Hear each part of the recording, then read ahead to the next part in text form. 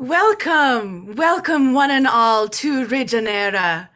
My name is Mama Muse, and Regenera is a floating city which has landed on planet Earth to show you Earthlings the way to the future. And I am here with Wild Brush and Shant to welcome you, Summer Meta, welcome you to Regenera, and to introduce you to our ways.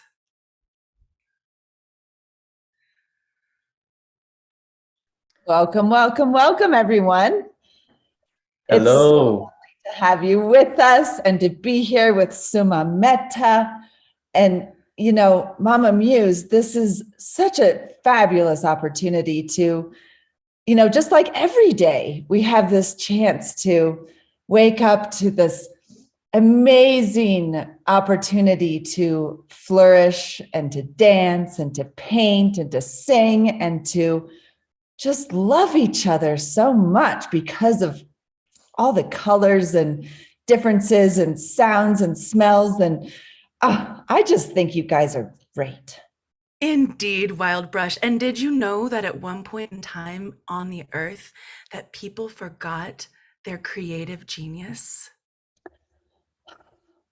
Can you imagine?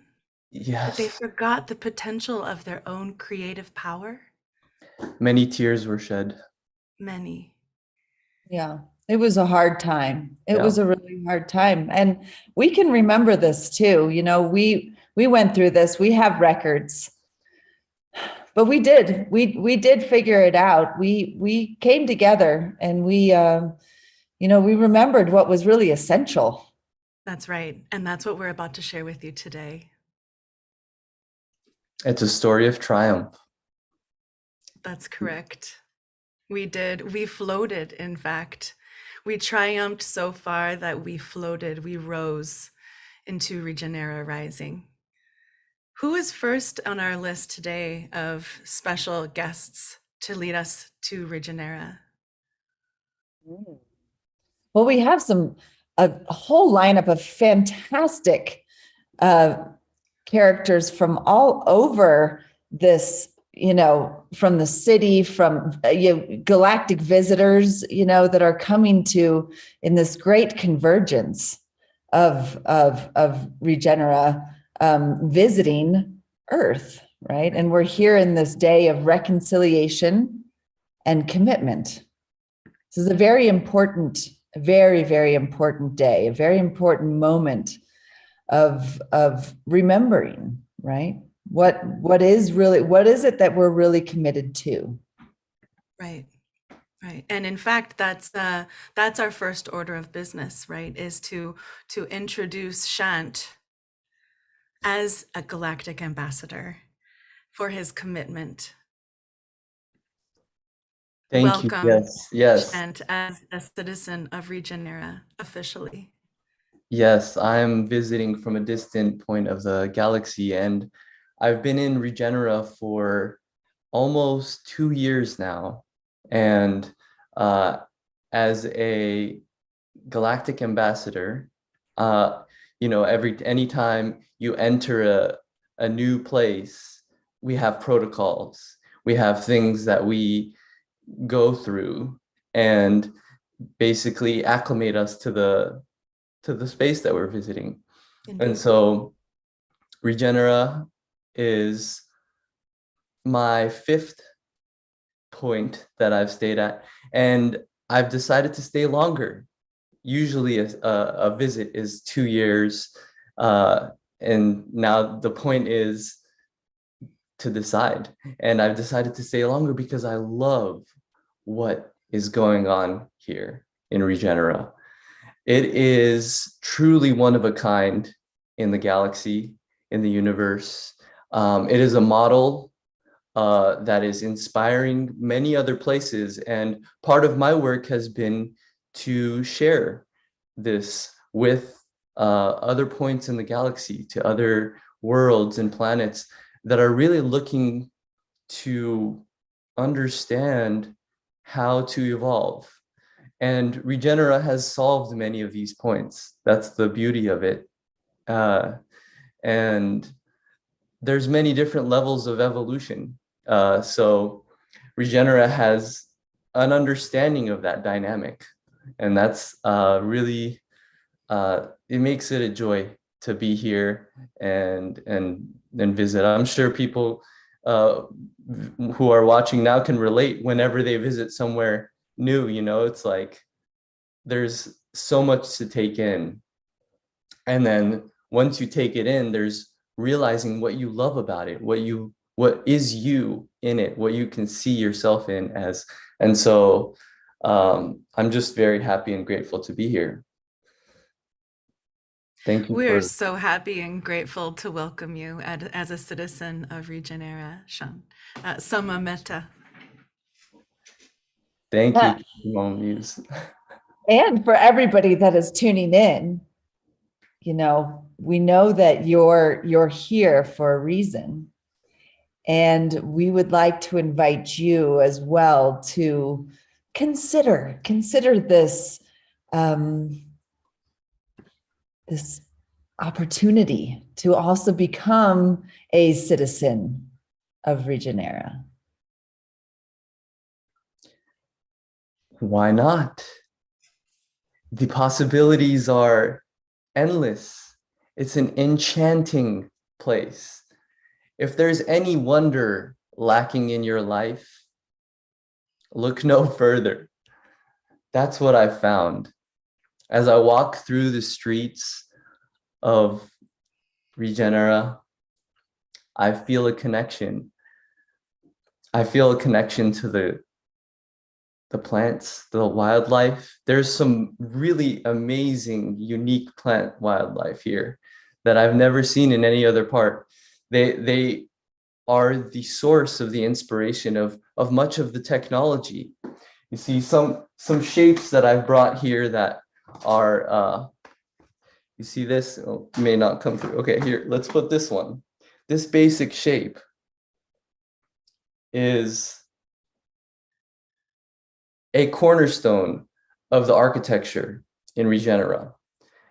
You see, it's the Tetrahedron, or some people here love calling it the 4 eyes, because there's 1, 2, 3, 4 eyes through which to see. 4 eyes. Yes, and this is all over. It's maybe different from what you're used to in the shape of a square or a cube. And that's what makes it so beautiful, is that this is an a structure of integrity. It's what I've really gathered. And that's one of the values of a citizen of Regenera, is integrity. Every citizen here carries themselves with such dignity and integrity and appreciation for all of life. And there's a sacred reverence to it. Yes. That is infectious. I really am touched by that here. Yes, I'm glad you said that. I'm glad you said that, Samameta, because Regenera is a place where we are alive in our hearts, and we can feel that. I'm curious, Mama Muse, what is your favorite part of Regenera? Our community. Of course, it's our community. It's all the brilliant minds that come together with the same focus and passion in order to create a life that is even more flourishing for all. It's our beautiful community. That's easy to answer. And what's yours, Wild Brush? Well, I have to say, you know, it's the colors. You know, it's the colors, like there's, you know, everybody's hair, you know, different colors, skin, different colors. All the food is like rainbows. I like to eat rainbows. I don't know about you, but Regenera, breakfast, lunch, and dinner and dessert, all rainbows. You know, I mean, I like all the flavors too, maybe not all at once, but I like them in, like, you know, the feasts. The feasts are fantastic. I mean, we come together around these round tables, because we like to all see each other too, Right. sometimes sitting, there's little round tables, there's big ones. All the tables are round. Yeah, they float too. Mhm. Yeah. The Yes. water's great. This is another thing, water is water. essential for all life, and our filtration systems. I mean, they're just waterfalls. Incredible. And they just drip. You just walk up to a plant and it just gives you fruit. I mean, What a It belief. smells like spring year round. Yes, It does, the doesn't it? smell, the aromas. Yes. You take it in and oh my gosh. Yes, and the water falls and rises again. And Beautiful. another thing that I really, really love about the city is how we care for each other. Yes. And like you mentioned community before, and this is something that we've learned, from our past, that there is a different way, and there is a way that's so much more abundant, and this abundance comes through caring for ourselves, but remembering that we are all family, we are all connected, we are all a part of this story, and together we rise, and Indeed. everybody wins. It's risky though. Back then we weren't sure if it would work. There were a lot of people that doubted us. Mhm. But it took it took this select group that were really called together. Some of them, were called through dreams. Some of them came through, a friend giving them a little bit of a nudge, sending them an email. We used that back then. And,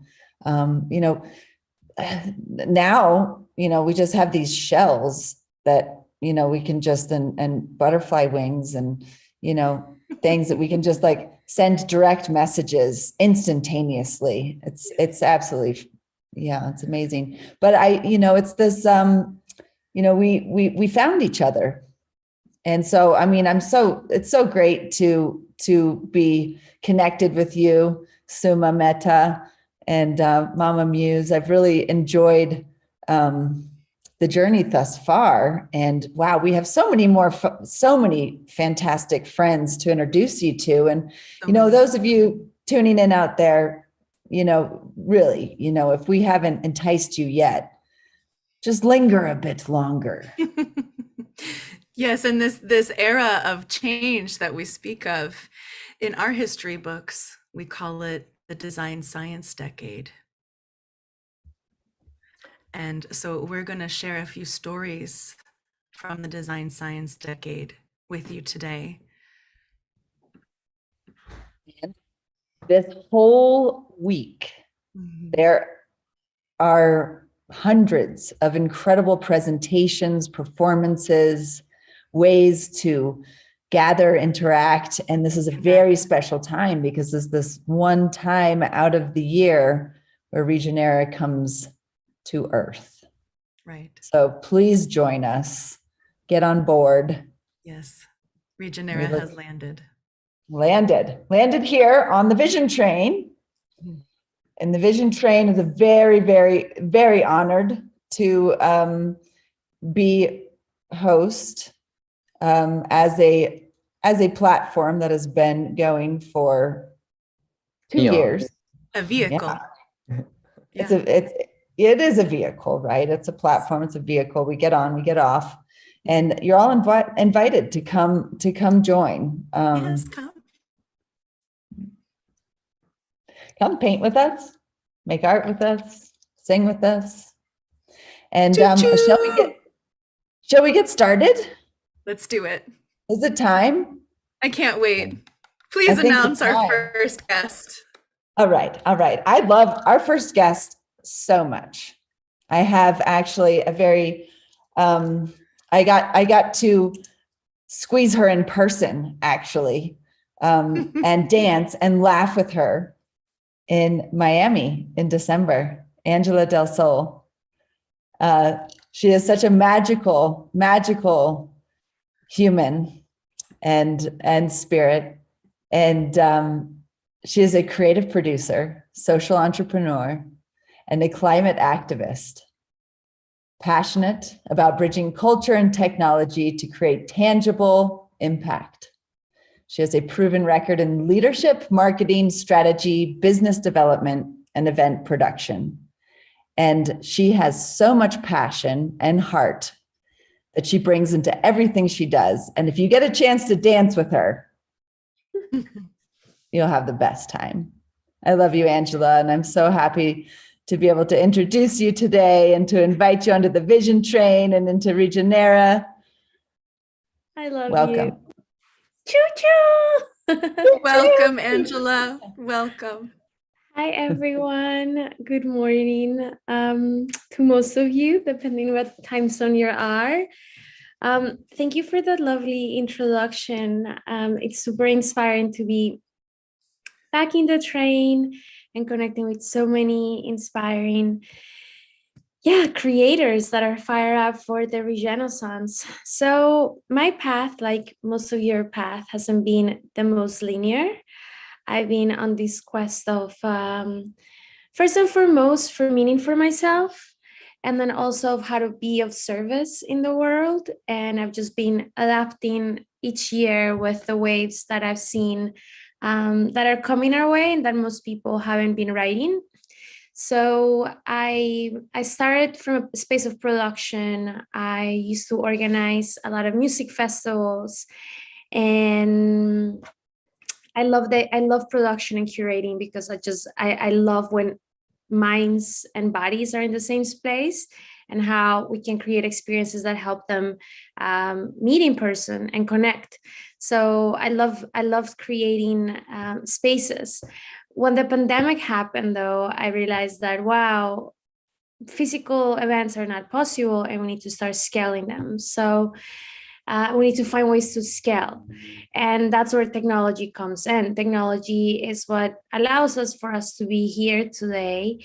So I've been swimming in this idea of seeing how we can connect technology, regeneration, and culture being the vehicle to spread this message. So last year, I spent some time recuperating from a big burnout, because burnouts are super real for people that are working in climate. Anyone that knows about like science and the science of climate and where we're at, it's kind of hard to cope sometimes with it. And I went to nature. I went to South America. I was planting trees, connecting with indigenous communities, connecting with my own roots, because I am originally from Colombia. But the more I keep on inquiring more and more about my upbringing, I continue to find more and more ancient roots. So last year I started planting trees, but I was also trying to figure out how to create a bit more reciprocity in the mix, because a lot of the communities, activists, people that are doing a lot of this climate work are not necessarily getting compensated. So when we think about resiliency and sustainability and regeneration, it always has to start with us. And I think this is a concept that for a lot of artists, it's kind of sometimes hard because we get so lost in our craft and in the process that sometimes, I don't know if this applies to some of you, but it applies to me, where I've forgotten completely about myself. And then, as I said, I'm on this quest of trying to figure out how to do things a little bit better every day, but also how to give myself as much as I give to the world. Because what I've noticed to a lot of activists and people that work in regeneration is that their cups are not necessarily filled.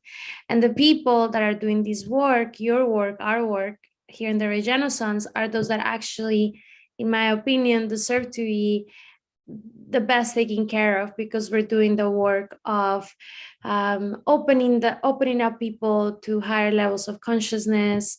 And I believe that we should be well resourced. So I thought, okay, let's use this new technology of cryptocurrencies to accelerate our own regenaissance and to support earth restoration projects.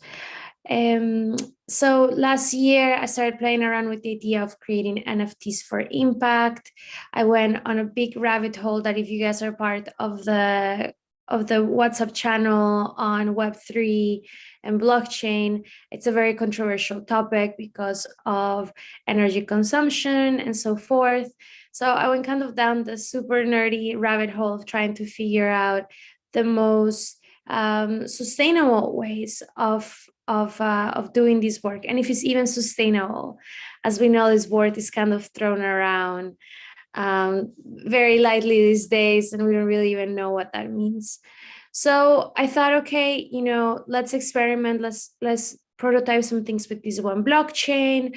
Let's try to create something in other blockchains, in other lanes, right? So like blockchain is kind of these lanes where information is running through.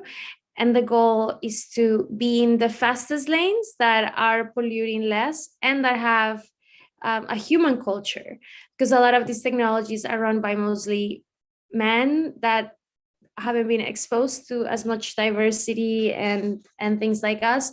So the way that they create things are basically from this very space, this narrow space. So I came up with a collection of NFTs. I presented it. I started selling it. We haven't sold out. We've been kind of selling one by one. And the idea is that how can we actually show the impact, right? Like not make impact so obscure. I've worked in nonprofits before, and I've worked also in big corporations. And I realized that sometimes in the wheels of these systems, we're getting mashed from them, because the bureaucracy, the way that systems have been created, it actually depletes our energy. So I thought, let's just go straight to the source. Let's support the communities that are doing the work on the ground. Last year, I presented some of those videos back in Miami, where we went with the ancient communities, are learning their process of how they're going about their agroforestry projects, and the goal is to create this Earth restoration series, because we know we really do know a lot about the doom and gloom, but we haven't necessarily been shown the solutions from like a very visual and poetic and inspiring way. And I think this is where all of us can come in, right? Because all of this visionary art that's been created on this vision train can really tap in and inspire change from this like very innate and almost subliminal space where people can tap into this future. And I mean, some of the work of Amanda, well, brush, inspired me tremendously, because in my heart, I deeply see and believe that there's a place, there's this promised land where the water is clean, where we have big libraries, where we have time to be human, right? Because after 30 years on this planet, I'm like, whoa, I'm tired. Is there so much more to life than buying and defining my identity through what I'm producing or I'm consuming? And that's why I love indigenous communities so much, because they really have taught me the value of just being. Being is enough, and that the state of being is a state of being in relation to the elements, to be in relation to our relations, to all of our relations. So I've been thinking about how to apply that more in my personal life, and back to this project that I started called Sisu. So Sisu is an ancient word that means, a Finnish word that means gentle courage. And it means having intuition and courage at the face of the unknown. So as I keep on thinking about climate, and I keep on thinking about where we're heading, I realize that we don't need more of this love and light and hope.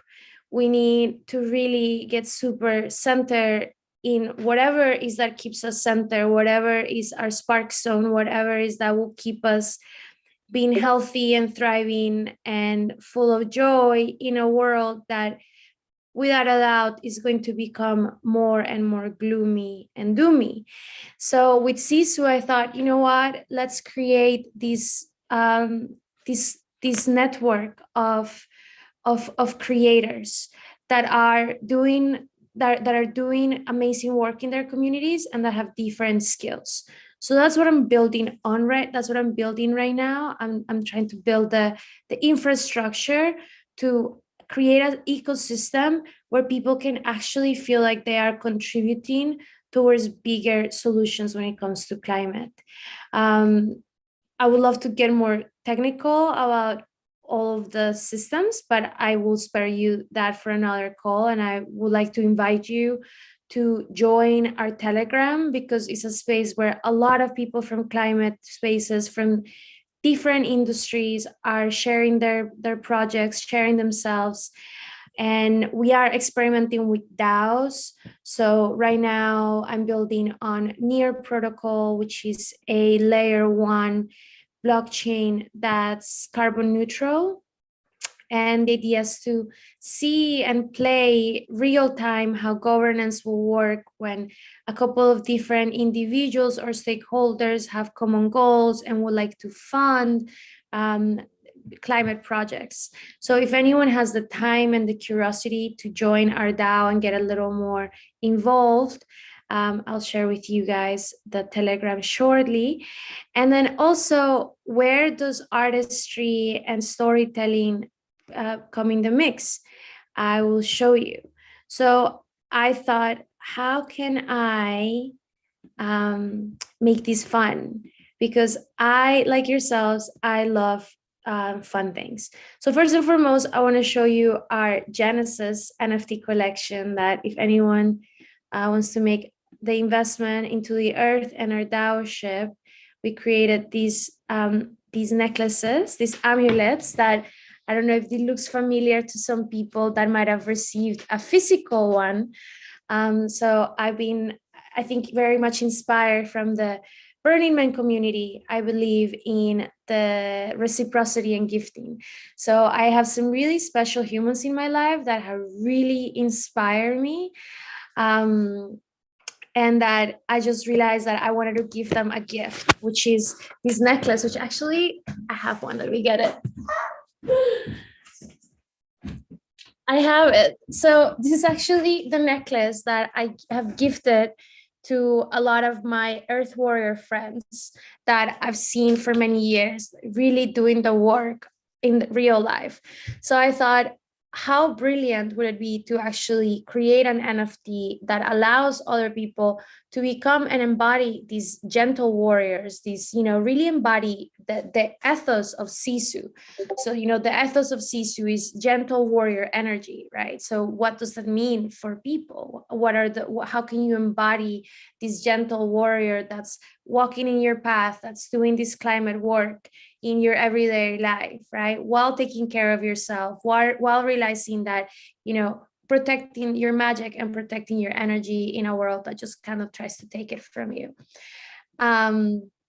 So then I went into what I do best, which is production.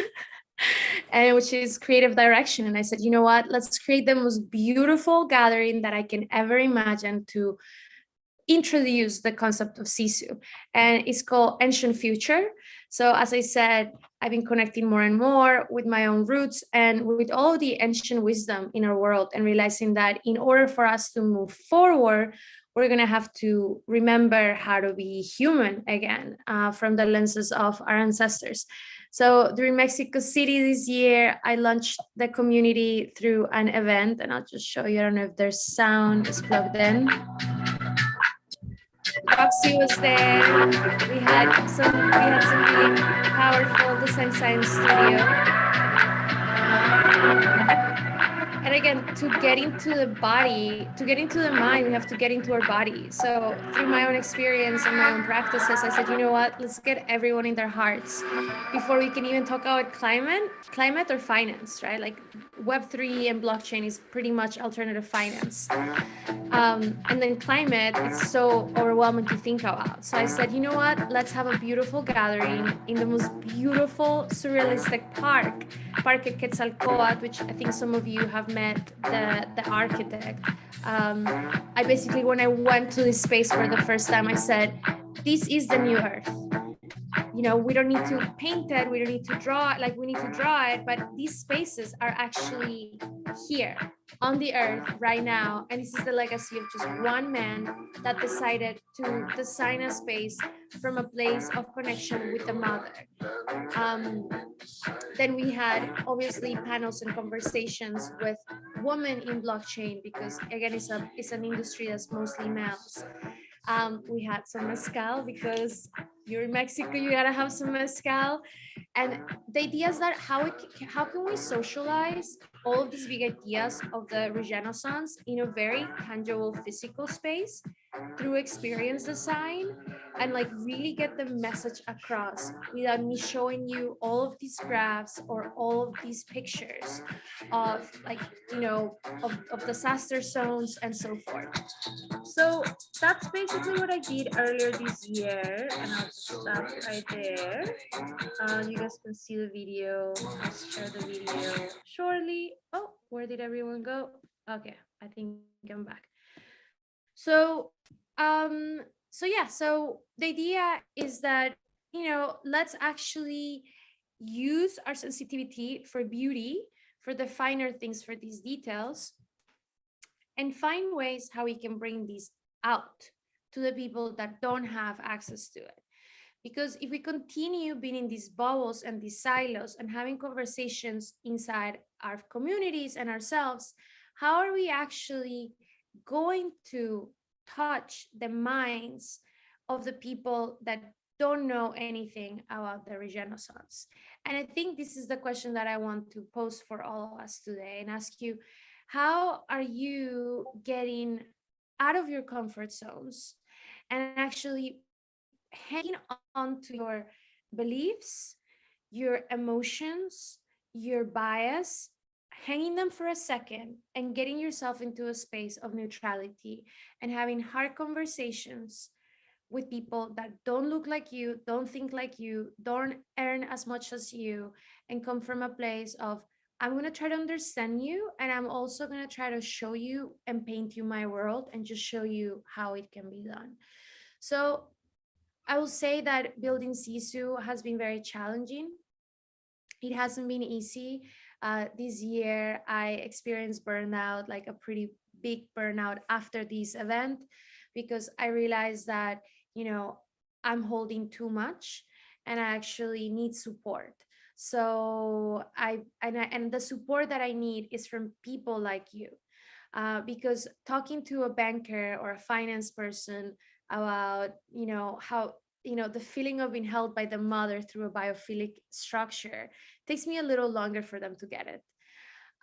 So I really would love to have more of this energy of the Design Science Studio into our project, into Sisu, because, you know, as we are experimenting the creation of funding mechanisms, right? Like what we're trying to create right now is create blockchain nodes that verify transactions in these tech spaces. And then from that treasury, we will have funding to fund earth restoration projects. Art is a huge, huge component of our project. And I think it's a really beautiful way that maybe we can all collaborate. And right now we're working on one project that I don't know who might have any thoughts on how we can do this, but let me share with you. Let me just pull it up first. So from the sale of our NFTs, we've sold 9 NFTs, which, you know, in the larger scheme of things is not a whole lot of NFTs, but we thought, you know what, at first, sometimes I've gotten down on myself because I've wanted everything to just be fast and just kind of, yeah, let's sell out our NFTs and then do this work fast. And then I've always been very humbled by just life and being like, you know what, just like just like nature, everything takes slow time. Somebody asked why more NFTs are necessary. That's a great question. So I've been exploring NFTs for almost a year and a half now before this thing blew up. And I was kind of like knocking on a lot of doors, being like, hey guys, there's an alternative here to create a receipt and create some tracking of impact. There are too many NFTs right now, I will say. What I think NFTs are interesting is because they're the physical representation of something that before were super obscure. So that's why I think NFTs are interesting. And also because in blockchain, there's a lot of resources that are flying around that we can capture and actually invest into our projects. And I think that activists are usually the ones that need the funding the most. So that's why NFTs.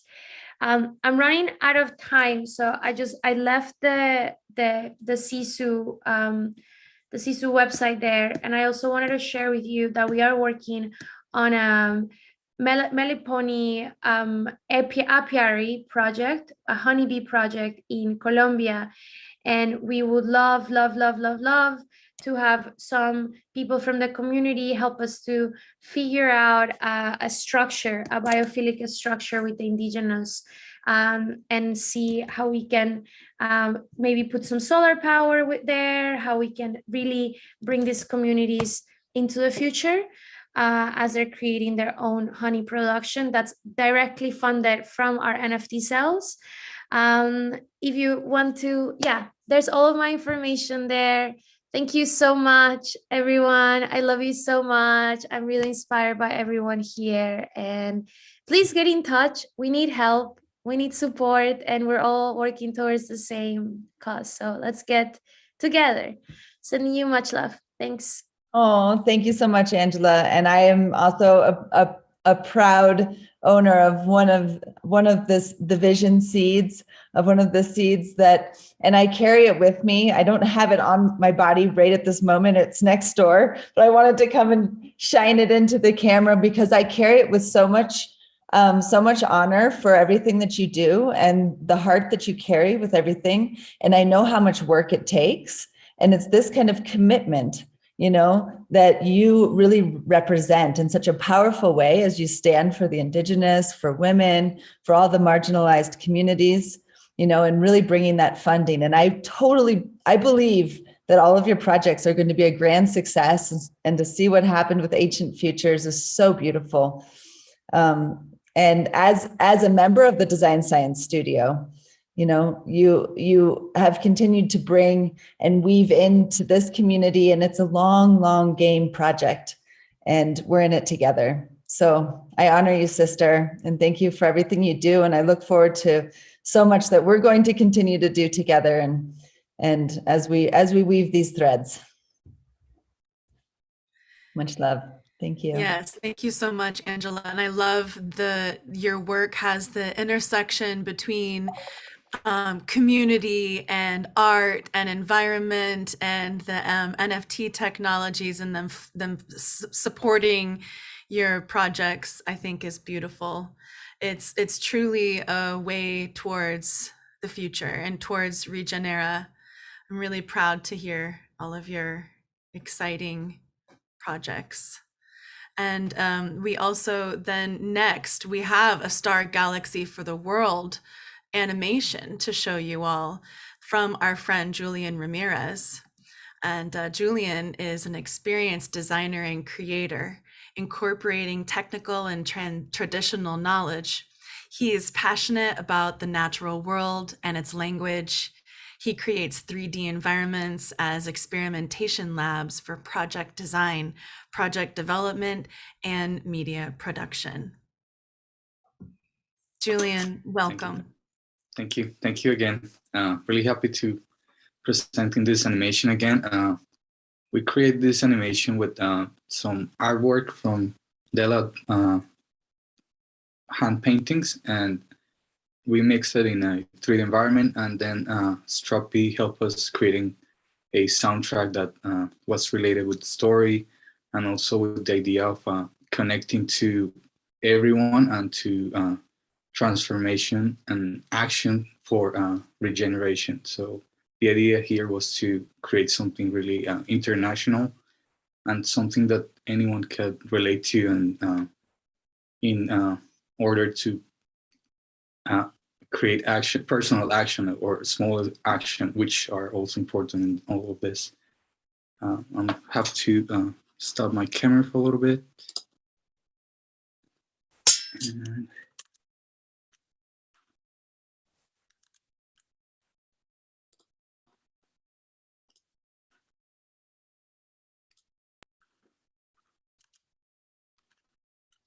And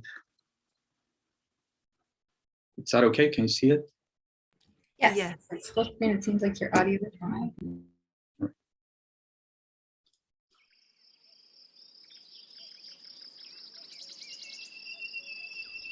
You have felt nature was being polluted on the earth, and auras were fading. You ask, show me what I need to know. Please guide me to a place of healing and empowerment for myself, others, and our earth. Well, that night, you traveled to the four directions to meet the magical storytellers and their share magic words for action.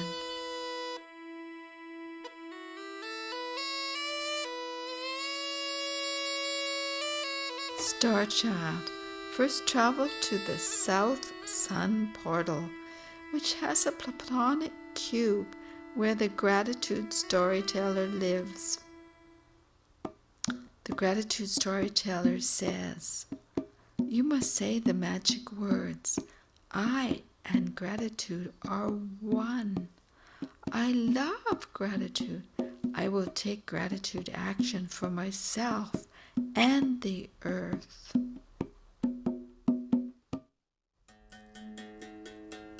Starchild travels next to the West Moon Portal, which has an icosahedron where the kindness storyteller lives. Kindness storyteller says the magic words, I and kindness are one. I love kindness. I will take kindness action for myself and the earth.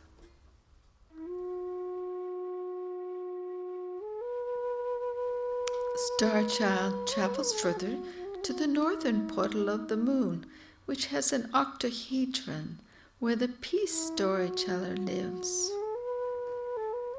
The peace storyteller says the magical words, I and peace are one. I love peace. I will take peace action for myself and the earth. Starchild travels to the eastern portal of the sun, which has a tetrahedron where the creativity storyteller lives. The creativity storyteller says, what exists in the galaxy exists in the solar system and on the earth and all living things. Both the macro of outer space and the micro are the same. The magical words are, I and creativity are one. I love creativity. I will take creative action for myself and the earth. The last place the star child travels to is to the center of the medicine wheel, the portal of the dodecahedron. Here there are butterflies.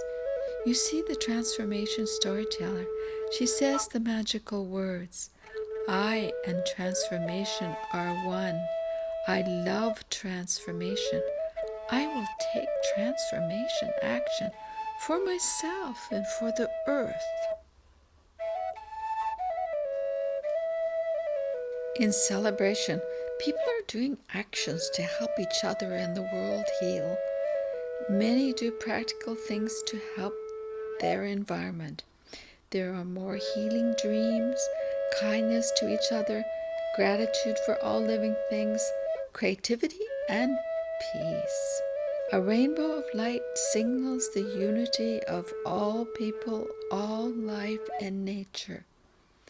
All is well, and all is healthy again, and so it was meant to be.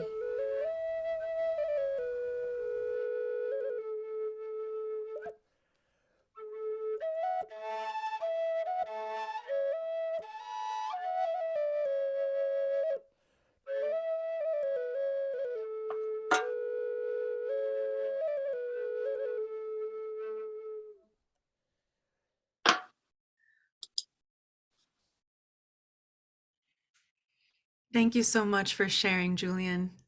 And I just wanted to let you know that in Regenera, this is a beloved story that all children know. So thank you so much to you and Della, and to everyone who contributed to making this a reality. Oh, thank you so much. I'll invite everyone to also check. This is based on Della's book, and she created a Topia world, and she has more works around this story. So I invite everyone also to check her work. It's amazing. Thank you, everyone. Thank you so much, Julian. Thank you. Thank you, Julian. That was beautiful. I love the sharing of both your worlds and hers combined. I think that's really beautiful. I have Della's book on my desktop right now. So I just want to say thank you also to Della. She's put so much love and energy into her art and creation. And I also love, love, love the cosmic energy of both geometry and nature inspired drawings and the art that you bring into this piece. It was really beautiful. Also, her voice was so calm. This is beautiful storytelling. So next I'm going to bring up somebody that is also somebody that's deeply inspired by geometry and systems thinking and systems change. Kurt, who has been part of the Buckminster Fuller Institute and part of just deepening your learning and your listening to Buckminster Fuller for many, many, many, I would say, decades at this point. Kurt is a systems educator and a biomimicry education fellow, and he's written and taught about Fuller's ideas. He also leads the Synergetics Book Club, which was inspired by another program of the Buckminster Fuller Institute, TrimTab Space Camp. He's an incredible educator in his daily life. And then also on the weekends, almost every weekend, he takes time to educate people and to listen and learn and unlearn about Buckminster Fuller's thinking. So I just want to say I am really grateful for your work, Kurt, and what you bring to our community. So thank you. Excited to hear more. Well, thank you. And it's great to see everybody. And this talk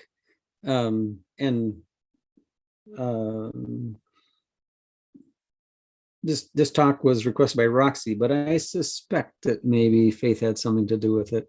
And through the course of the Design Science Studio, I've been working on, as Faith was saying, ways of making Bucky's thinking more accessible.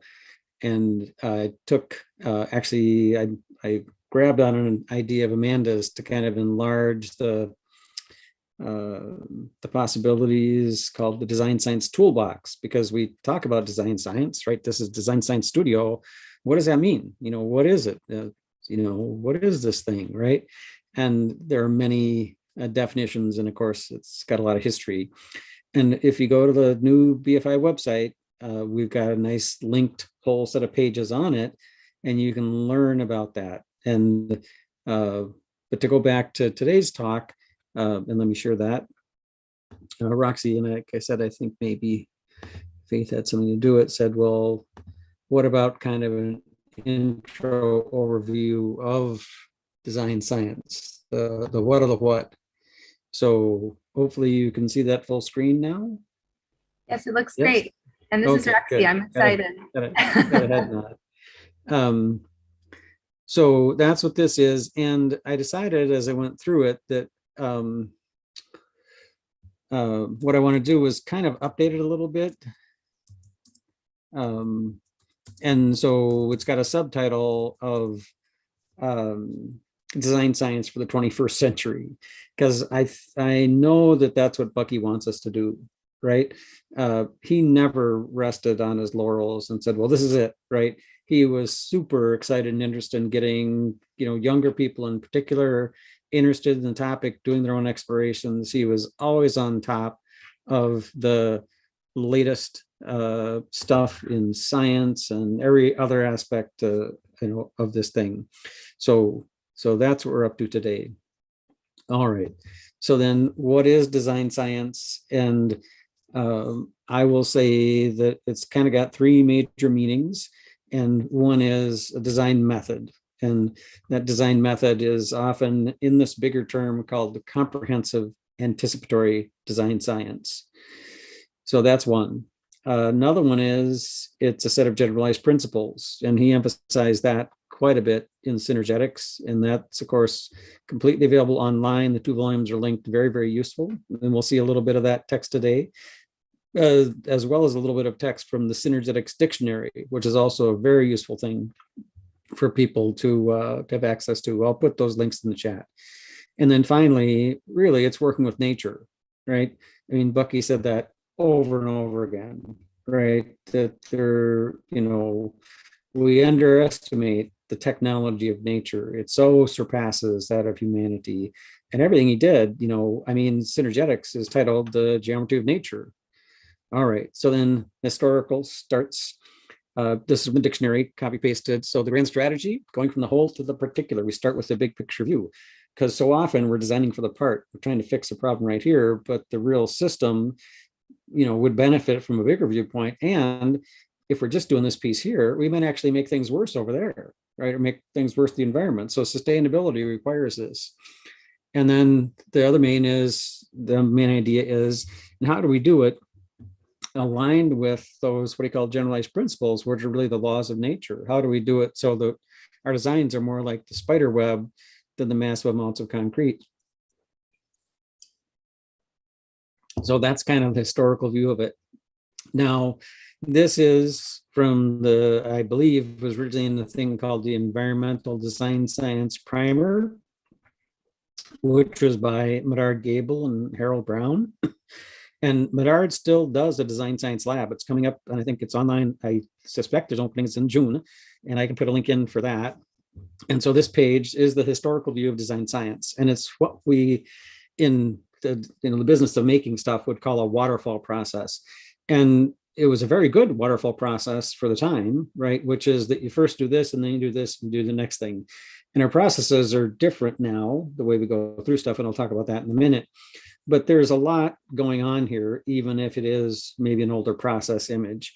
And so the biggest thing is really that front end, right? The front end is, before we jump in, we look at the whole thing, we tune in to the situation, right? And we know about all the stuff that's bigger, which means it's slower, right? Like the cycles of the environment are slower than the stuff we do as people or that we make. But we better consider them, right? Because we take stuff from it, right? And we put stuff back to it. And Bucky emphasized from very early on, I think maybe even in the 1920s, how important it was to respect nature and do a good job, do something that was completely compatible. So this basically says, you start with this generalized view, you really think deeply about the challenge, and what sort of challenge should you spend your time on? Living right? Not making stuff, to hurt the other person, stuff to make ourselves in the biosphere a success for all. All right, so this is the traditional one. So this tuning in, and there's more of this in the workshop I did on Saturday that was recorded. It'll be available. We'll discuss it briefly in the workshop and do next Saturday as we delve into systems change strategies. But really, when we do this first part of tuning in from the big picture to just what we're trying to look at, we're really taking a systems view. So then what is a system? Bucky was pretty clear. It has to have at least 4 points, because if you don't have 4 points, you can't be separate from universe, right? So this is the minimum system. And what does it consist of? It consists of these connections, these relations. Remember, he said, I seem to be a verb. So systems are all about these active parts that connect things together. And so then from synergetics, a figure that's, oh, we've got this thing going on here. Fancy stuff in PowerPoint I forgot about. So this is Plato's triad. And so this is obviously centuries old. And he said, well, a triad by itself makes no sense. It's not a system. What do you need to complete it? Well, you can't have beauty, truth, nor symmetry without an observer. It's like so obvious once we see it, right? So now you have a system, which is the observer can perceive the things. And in particular, remember what I just said, it's the relations between the bits. So it's how the observer perceives truth and beauty. And look at the other thing it says. It says, well, there's a connection between symmetry and truth. There's a connection. So everything's interconnected with everything else. So that's a system. So systems are composed of relations. And those relations are typically dynamic or active forces, flows, and verbs. And as we find things in the literature, if you will, and they might be described as circles or loops, we have to remember that that's not really the way they are, right? If they're a system, then they've got to be connected together like this. So this is a very early attempt of me to take Peter Senge's tetrahedron of learning. He didn't call it a tetrahedron, he called it a cycle of learning. But there's many things like this in literature. There's a thing called the OODA loop, observe, orient, decide, and act, and they show it as a loop. Well, in actual fact, it's one of these things, which means that you don't necessarily always go from this one to the next one and then to the next one. You might go this other way instead, right? That's what it shows us. With every part interconnected, you know, it's not necessarily that we go from connecting to reflecting. I mean, I show that, right, in this, but that's just one pathway. There's another pathway and another and another. And this has actually been showing up in the biomimicry literature too, in terms of how you do a biomimicry design process. You don't necessarily go from step A to step B to step C. You might jump around. And as long as you cover the majority of those, you probably have a good design.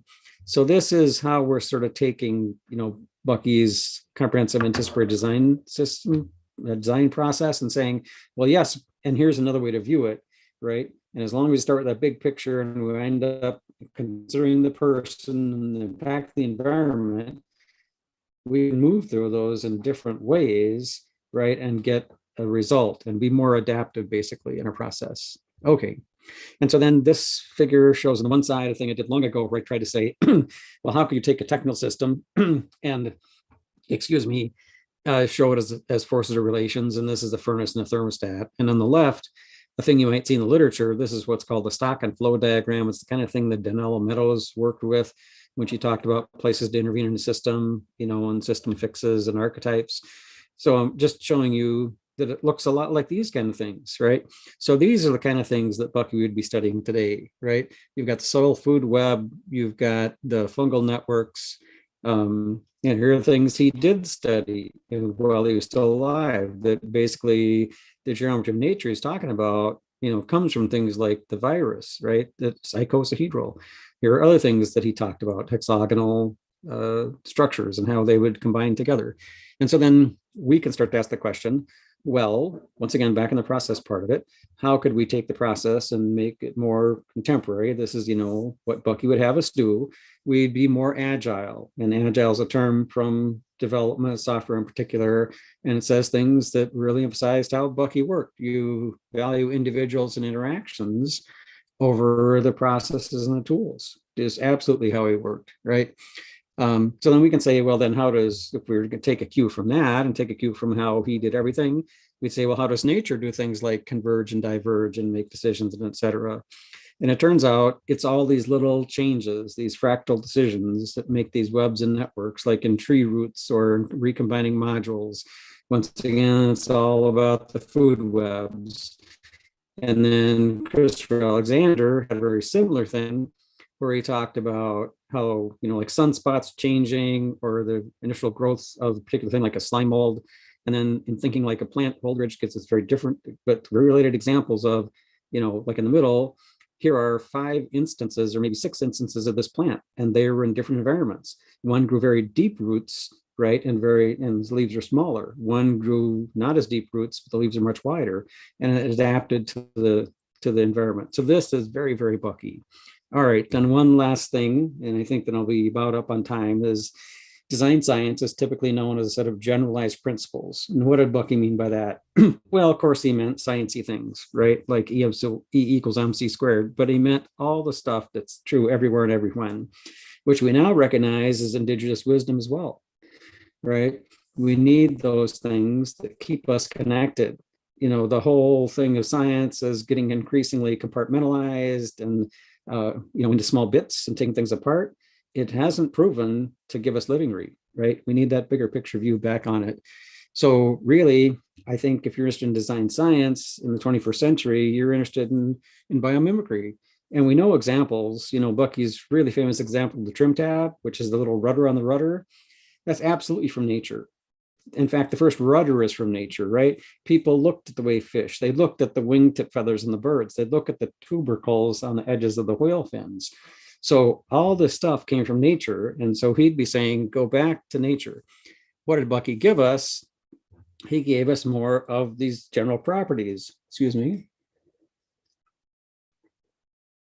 and patterns, you might call them, and ways to think about it. There's a critique of bio-inspired design that, well, you just go off and you find a very particular thing and have a very particular solution. And instead of a point solution, you should be like science, which has the more general principles. Okay, sounds very Bucky, doesn't it? So that's what Bucky gave us, as these general principles. And things like structures are polyhedral, things are nested, and as you divide them up, he called this frequency as multiplication by division. If you were able to look closely at this, you'd see the big tetrahedron, which all the edges are divided in two, has tetrahedrons around each corner, but in the middle, there's actually an octahedron. And so I encourage you to play with models like this and see it. And so knowing that helps you then, when you look at nature, say, aha, these are probably the strategies that nature's employing here, and it helps you do a better implementation of it. So another view of it is, it's shape and space interconnection, it's synergy, triangulation, things about movements. You can see this is a whole different presentation. We don't have enough time today, but it gives you an idea of the richness of it. And then back to the idea of what is a system. This is like the seed pod of grass. Okay, and so we can zoom in, and Bucky would say that's part of this tuning in. We zoom in to see all the individual cells and things, and we could zoom back out. We can see, oh, a stalk of grass never exists by itself, does it? It's always in, a clump or a field or whatever grass, right?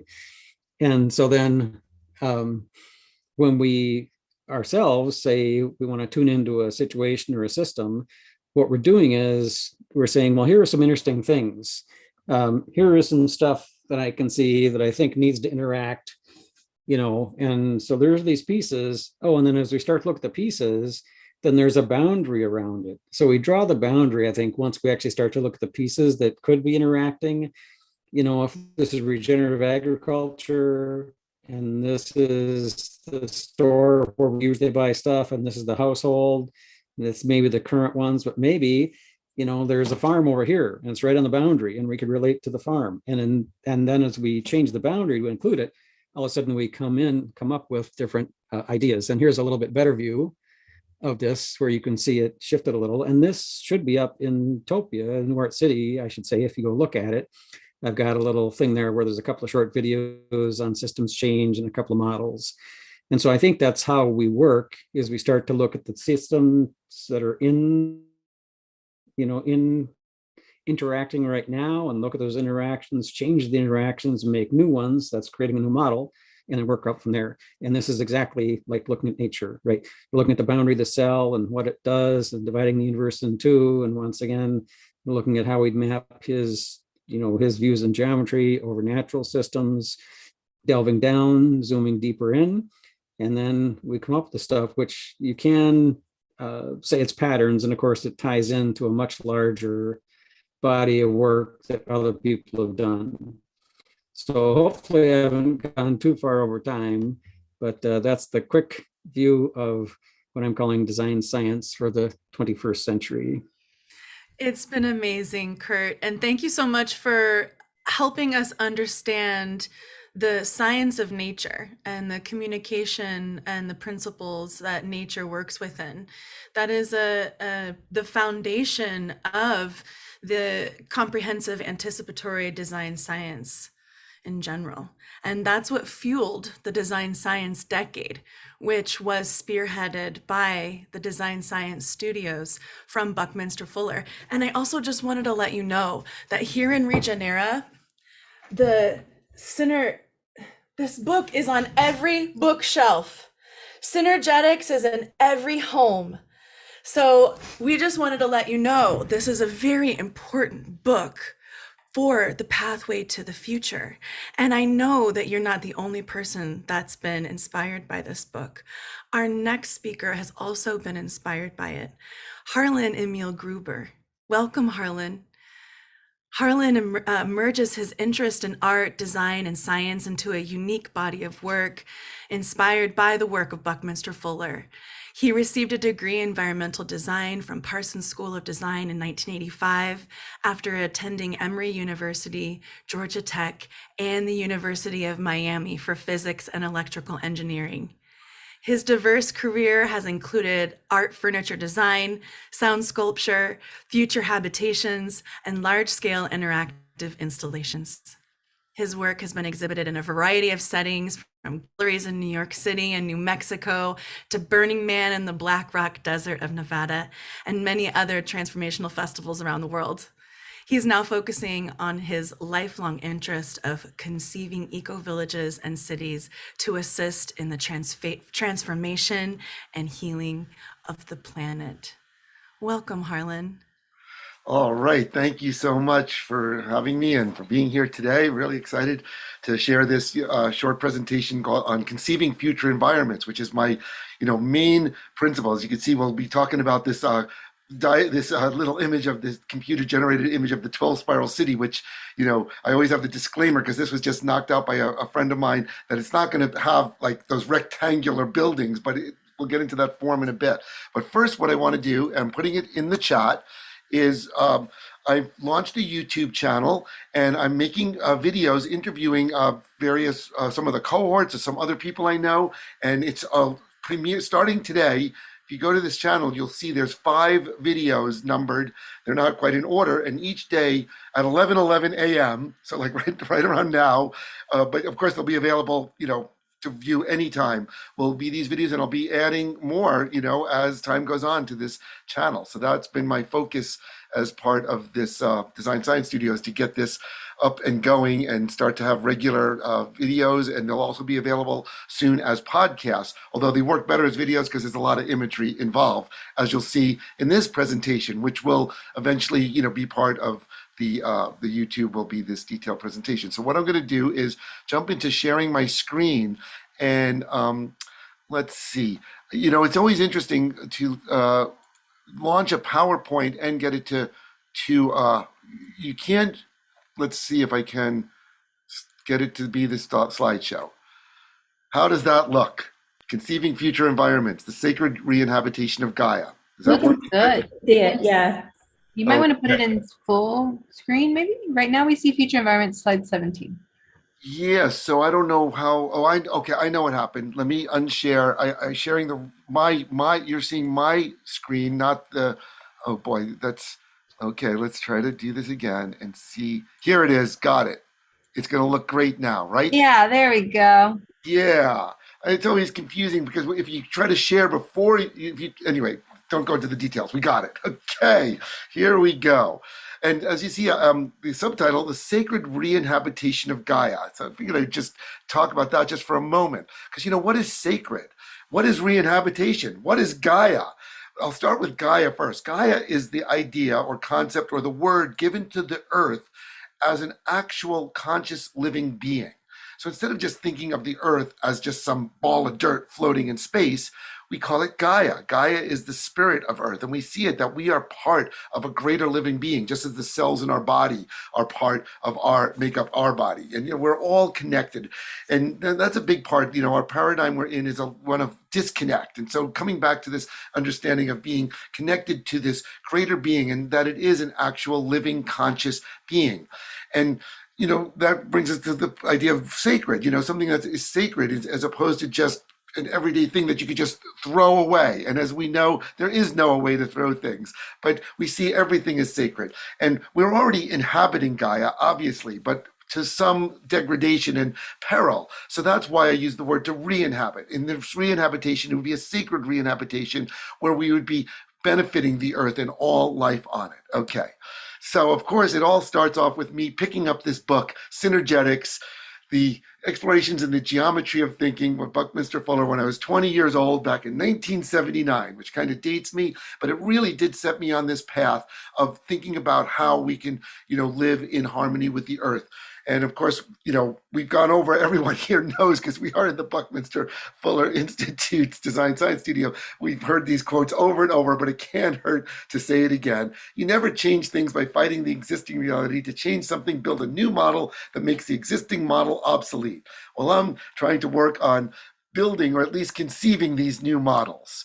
And of course, we know Bucky is, besides being famous for inventing the dome, you see him surrounded by all these geometries and that he, went into detail understanding. And that's really is something I've, dive into. And I have other talks where I explain three-dimensional geometry in detail.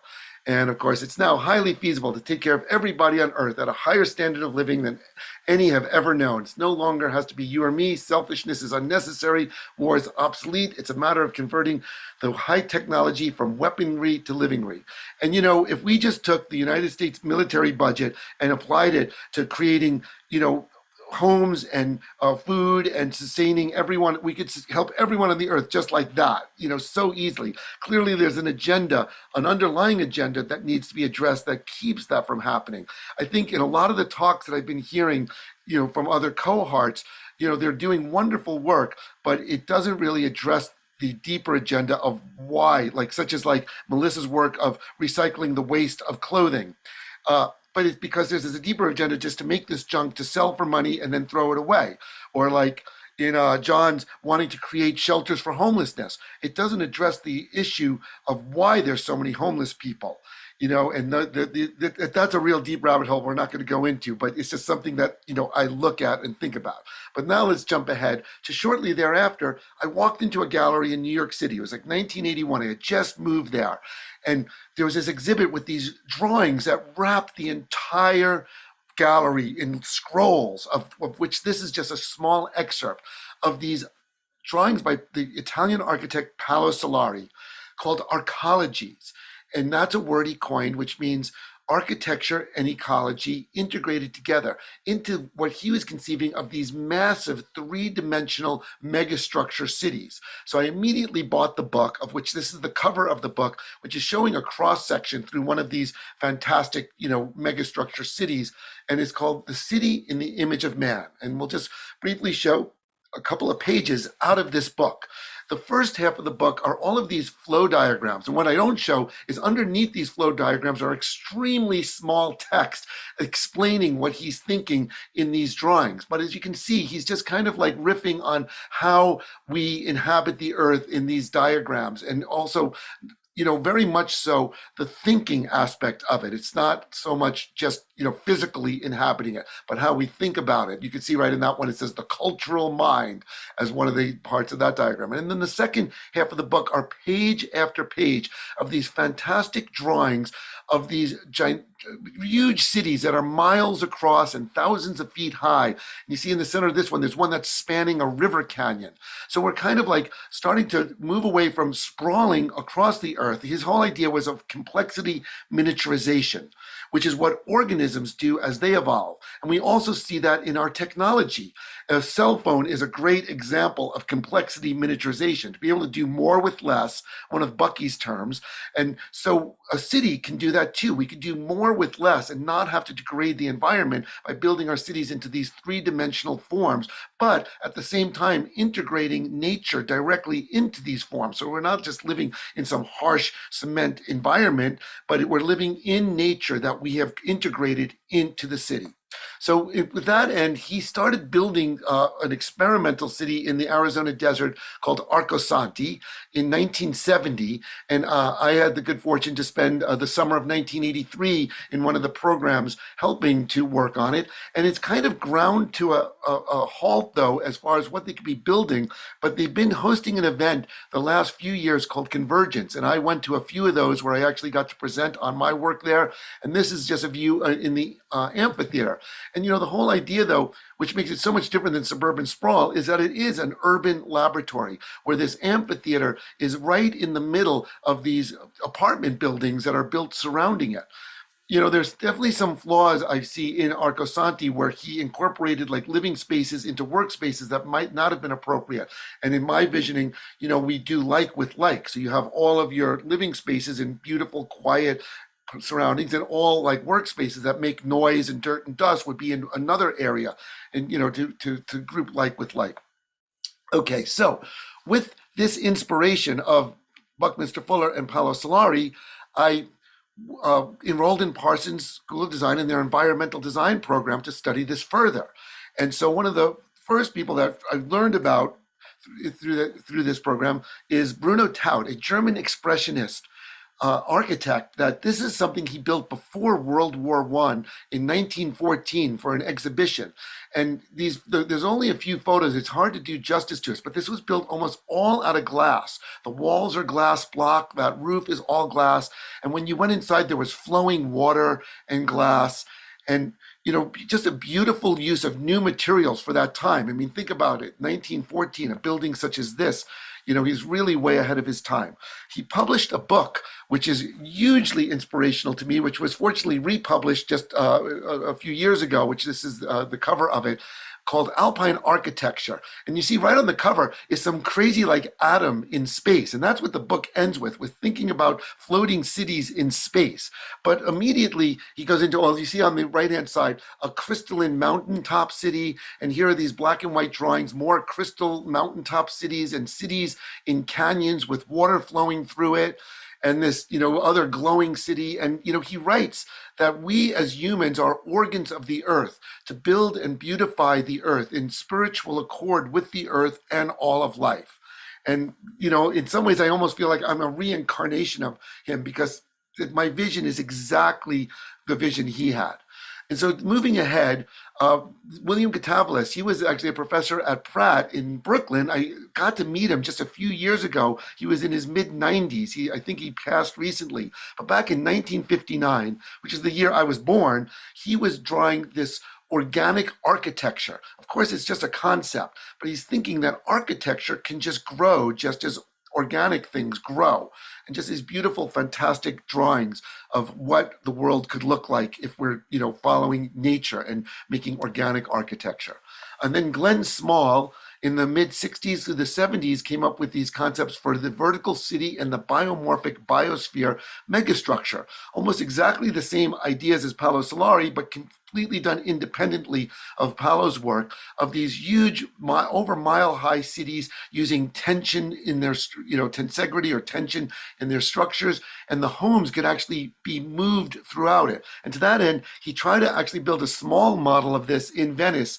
And he was actually an architect that founded the SCI-Arc, Southern California Institute of Architecture, of which I did look into after graduating from Parsons to get a degree in architecture from them. But I didn't go ahead with that. But this is the green machine where you see there's some airstreams, but then you see these other habitations that are kind of built like an airstream. So his idea is that homes could be built in factories very easily, very lightweight, very much like Buckminster Fuller's Dymaxion home, and then could be integrated into this bigger structure, which you could see uses Buckminster Fuller's principle of the space frame or isotropic vector matrix, the triangulated structure, and then it's completely integrated with greenery, with gardens and trees. So, it's a very practical way to start to move ahead with these more fantastic, impossible visionary structures. And then the head of the Department of Environmental Design was James Wines, who's actually written the foreword for my book, which is about to be printed. I'm still in touch with him. But this was a drawing he did, I think it was 1970, of just taking a steel high-rise building, such as built in all cities around the world, and then infilling it with our suburban sprawl. Everyone gets to build their own suburban house and gardens. It's just a concept, but this was something that, actually got quite popular. This drawing was shown in the Museum of Modern Art for many years. Okay, jumping ahead, 1991, Eugene Sui. This is a 2-mile high Ultima Tower Sky City that, again, each of the levels of the city is integrating nature into it. And the overall form of the city, kind of like a mountain, allows to control the interior atmosphere of it. So even if it's harsh weather outside, inside of this huge structure, you would have a controlled environment. And Mitchell Joachim. This is called Post-Carbon City State. And you see this is a view down one of the avenues in New York City and how we could transform it. And you see a beautiful flowing stream with wetlands all around it. The buildings are covered in greenery, super easily accessed public transportation, and robots being able to take care of the various things, a flying drone. He also has this TED Talk about his fab tree hab. And he says, like, why do we go cut down a tree, cut it up into a bunch of pieces, bring it somewhere, and then put it back together to build a house? Why don't we just take the trees and have them grow into the house? Pretty fantastic idea, but not impossible. And he, like I say, you could look up his TED Talk on it, and what a great idea, just to live in a living house. Okay, now we jump to Vincent Calibut, and this is the last architect. There's so many people out there. There's there's that Venus project, but I don't fully align with that because I feel it's still very 3D, and I'm trying to align with very forward-thinking architects such as Vincent Calibut. Here he's looking at Hong Kong and how it could evolve into the future with these huge green towers and green parks all through and around it. And here is his concept to rebuild the city of Mosul that was destroyed in the Iraq War, to build these 5 farming bridges. And these are built using flying aerial drones that 3D print this repeated structure. And you see, though, it's completely integrated with greenery and water. And he did these wonderful, computer generated images of it, but you could see it's actually a somewhat practical way to build something like this by just repeating these arched cubicles and then stacking them, though, in a amorphous organic way. So even though you're working with a very square rectangular system, as you see, you can create this magical, like mountain-like, natural landscapes and bridging, over the rivers. And then floating cities called the Aquaria. And see, besides on top of the water, he integrates underneath the water.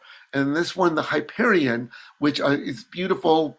Like, I don't know if they're actually spiraling, but this brings us to my concepts of integrating all of these visionary ideas into a concept that I've been developing for many years called the 12 spiral city.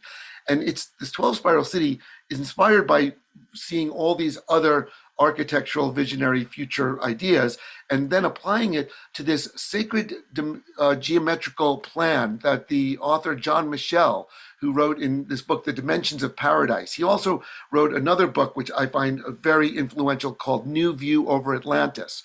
And so can't recommend researching John Michel and his writing enough. Big inspiration to me.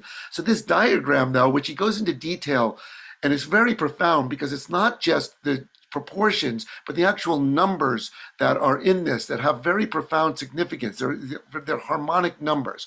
So taking, as you see the diagram on the extreme right, which has these 12 circles around a central circle, and then I was inspired by Anne Griswold Ting's urban spiral hierarchy of these roadways with all of the buildings built on it spiraling upward over time being built into this idea for the 12 spiral city. I presented this paper model I made back in 2008 at this EcoCity conference in San Francisco. And as you see, it's a little hard to see, and I don't have the full-size diagram, but each of these spiraling ramps are 300 feet wide, 2,160 feet in diameter. So here's an overlay of how big the city would be in relationship to San Francisco to give a sense of scale. It's I think it's around 2 miles across, somewhere on that. And each of those spirals are about half a mile. And here, just looking into it, this is only 6 levels high. The idea is, though, that this would grow organically over time. So you could build each spiral, and each spiral would attract certain types of neighborhoods. Just as like I lived in New York City, and the East Village, had all the very cutting edge like hipsters. The West Village was kind of a gay area. You have the financial district where all the lawyers and businesses are focused. There was the garment district. Every district kind of like attracts like with like, and that would be the idea in the 12 spiral city, to be you go where the type of neighborhood that you're interested in, and it would grow over time. And the buildings can only be human scale, up to 45 feet high, leaving this big open air space on top. I know, hopefully I'm not short on time. I'm going to we're very close to the end. And growing over time, and where the spirals intersect would be these towers that would then have elevators that could bring the human scale vehicles up higher, and then you could be coasting downward through these streets. And there's a street on the outside, in between, and on the inside of all of these. And then everyone can build their own style of houses, very organic and natural. But the whole city would be a living organism with water flowing through it, plants all through it. Here's just a nice ground view looking up. And it would be ultimately 12 levels high, and they're 144 feet each, which would make the structure 1,700 feet high, which is quite high, but not insanely high. It's not as tall as the building in Dubai. And here's a view from the inside. And then finally, though, as opposed to just trying to build these mega structure cities, how can we do this on a very simple human scale to start to design villages and our little towns and stuff, which is, after all, what cities are just a cluster of villages. So going back thousands of years, humans have been going into uninhabitable landscapes that are too steep and starting to terrace them and bring water into them, to be farming them and utilizing them, to benefit humanity. We also build dams and make lakes. As you see in this one, a very convoluted edge, which is a permaculture principle where we want to make the most amount of edge when we make lakes, because that's where life takes place, in the wetlands. And so integrating these ideas, here's this beautiful retrofit of a fort in the Netherlands into a little village with all the beautiful sacred geometrical waterways around it. And here's another little village in the Netherlands, because of course the Netherlands has a lot of water they have to deal with. They're so low, but this village only has walking pathways and waterways to connect all the homes together. What a great idea. And here's Tamara. Well, when Tamara was founded in the early 2000s, there was no lake there. They actually created all the lakes and ponds in their village to integrate the water into their little eco-village. And that pretty much, there's another example of, which I didn't add into this slideshow, called Ferme-Duc in France. It's another great little farm that has all the ponds, waterways, buildings, and gardens integrated into one very small, compact area. So I have to remember for future ones to show that image, but that brings us here to the end. Oops, oh no, almost the end. This was a project I was working on for a 500-acre property up in Northern California, which had 3 creeks flowing through it. And so the idea was to integrate, the creeks were just flowing through it into pastures for cows. Well, if people are going to live there, start to make swales, start to make ponds, start to integrate the water in a way that you can then start to live in there and have all the gardens and everything you need while having your living space integrated. And the final image in my presentation is what is a concept of what Plato described Atlantis to look like: concentric rings of earth and water integrated into the environment. So this is the process I call Terra Aquaforming, which has been known about forever, except for that. Do we see that when we make our villages? Do people talk about that? It doesn't seem to be that talked about. And what Terra Aquaforming is to understand the true spirit and essence of the earth and of water, not just as the physical attributes of it, but to see that water is life, and that the earth, Mother Earth, is a living organism, and that we can work to design and build it in the most sacred, beautiful, sustainable, regenerative way. So thank you all so much for joining me. I hope I didn't go too much over my time limit. Keep this show on track. So yes, my website, portaltothenewearth.com, and we'll be having lots of videos, the book's coming out. So, all right. Oh my goodness, Harlan, take a deep breath, everyone. That was so much and so amazing. That presentation is something that's going to go into the books, into the Green Book as grand reference and resources for the design science decade. I mean, you are such an incredible contributor to this story unfolding. And Thank you. And my final statement is just that I hope people who see this will feel and act the same way I did when I picked up synergetics or when I picked up arcology, and it set me on my path. Because I feel more of like a catalyzer, an instigator to get other people to all come together to collaborate. It's not like I want to sit down like Paolo did and start drawing, although I do have my 12 spiral city, to draw these environments. I want to get everyone to come together and collaborate on it. I just want to be the catalyst and the inspiration. So thanks so much for being able to share this. And look, I'm wearing my arcology shirt that I picked up when I was at Arcosanti on Convergence. And of course, what I'm working on for Burning Man, my interdimensional space-time portal, which we'll see if I can actually build that and get it to the playa for this summer, and to Art Basel. I'm looking to bring it to Art Basel in December for our next Regenera. So that would be amazing. You are like the ultimate cheerleader, and one of the, artists that has inspired me for so many years as a part of Burning Man. And, as a evolutionary, 2 years in the design science studio, you're on this for the long haul. And you've been on this since the beginning. So thank you so much, Harlan. I know we got to move on, but this went great. I know I really get carried away when I start talking. I'll just throw. You got this. When the download happened. For the ease of it, in the chat is the portal to the New Earth website. And of course, go to my YouTube channel, subscribe, start watching. The first video that's launching today is Aurora. And oh my God, she's so cool. But then we have Gil Agnew, who's in the science, and then Casey House is coming up. All right, well, I'm looking forward to our next presenter. And thank you so much, everyone, for being here today, and anyone watching on the replay too. Yay, wonderful. Thank you so much, Harlan. And up next, we have a very special message from Treya.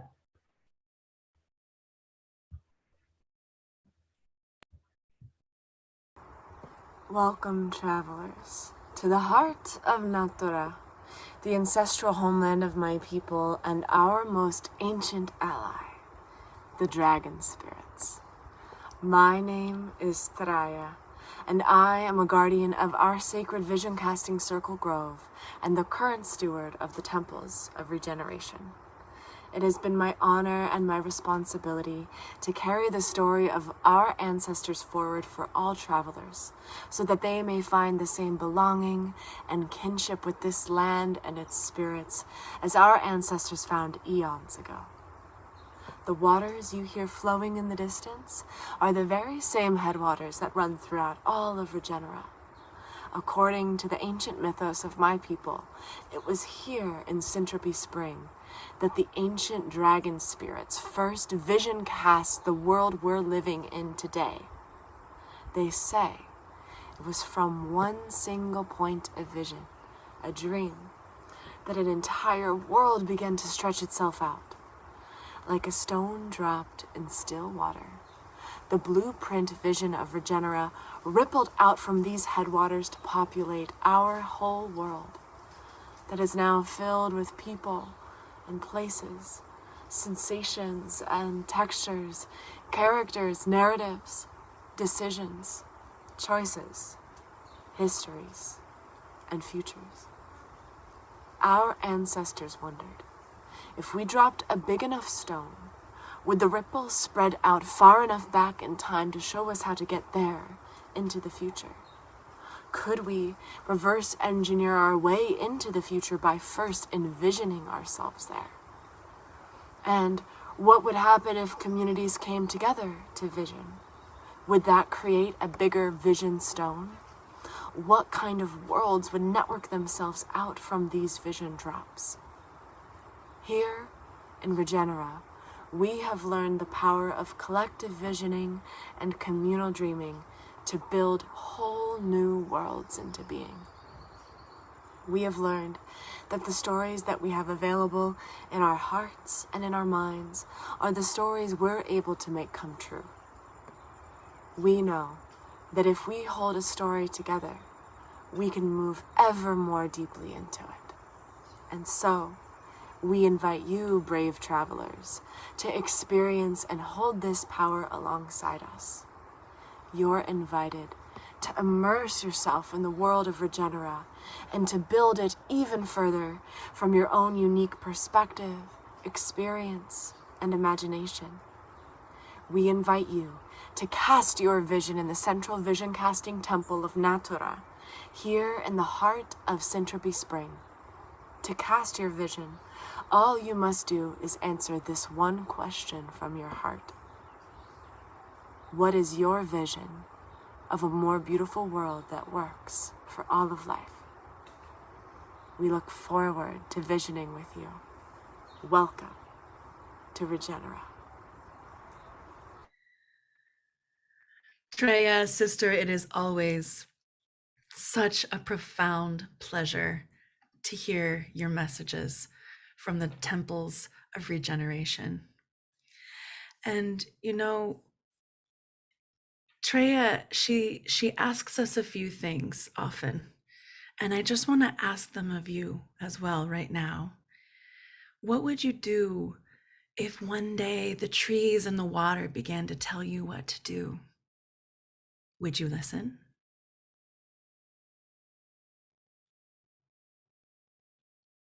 Think about that.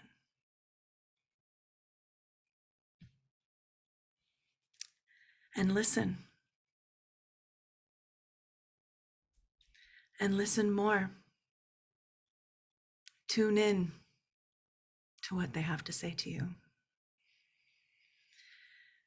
And we're going to be listening with our friend Caro as well. And a journey to Perusia. Caro is a creative director from Spain who is part of the Imagineers of Perusia, a group of artists helping to remember the fantastical world of Perusia and its teaching to connect with cosmic consciousness.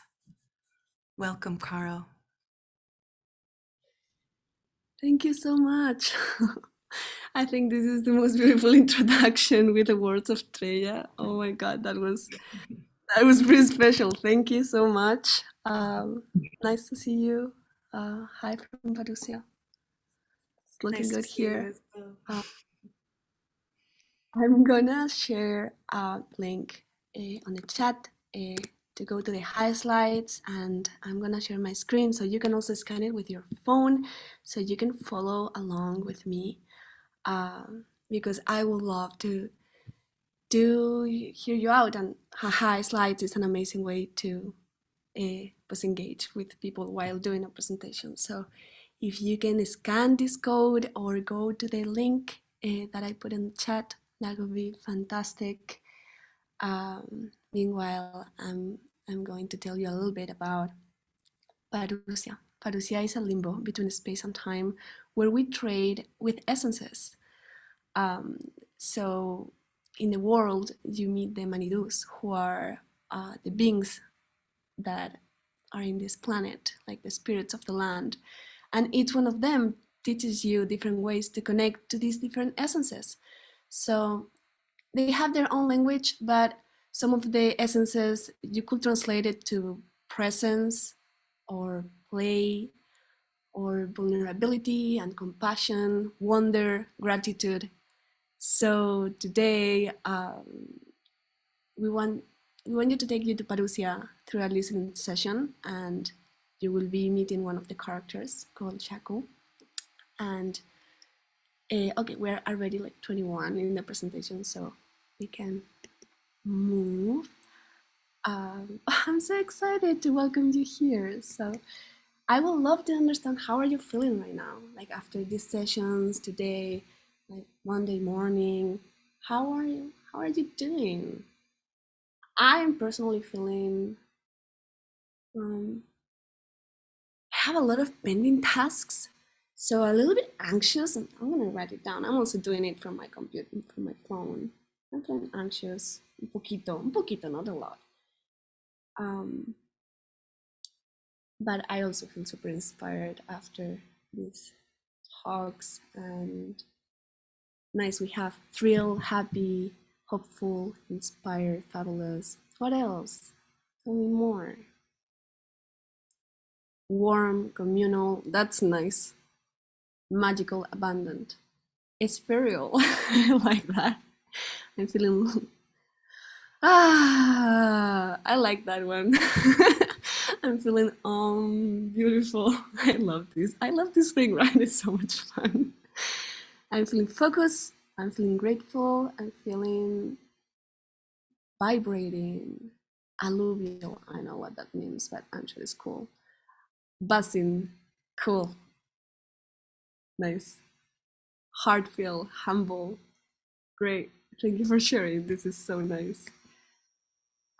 Nice. So you will have a little bit of a break with this experience because I'm going to guide you through a 8-minute meditation. I'm not going to guide it myself because I'm inviting Shaku to the room to do it.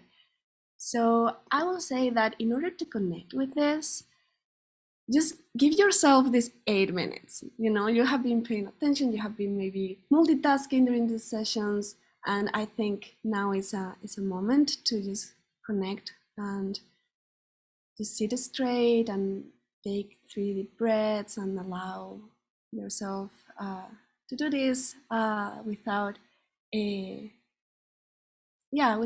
other things. It's just a moment for yourself. So I'm going to stop sharing right now here, and I'm gonna only share my audio. So give me a second. I'm excited about sharing this with you. Nice. I'm sharing my audio, and we're going to start.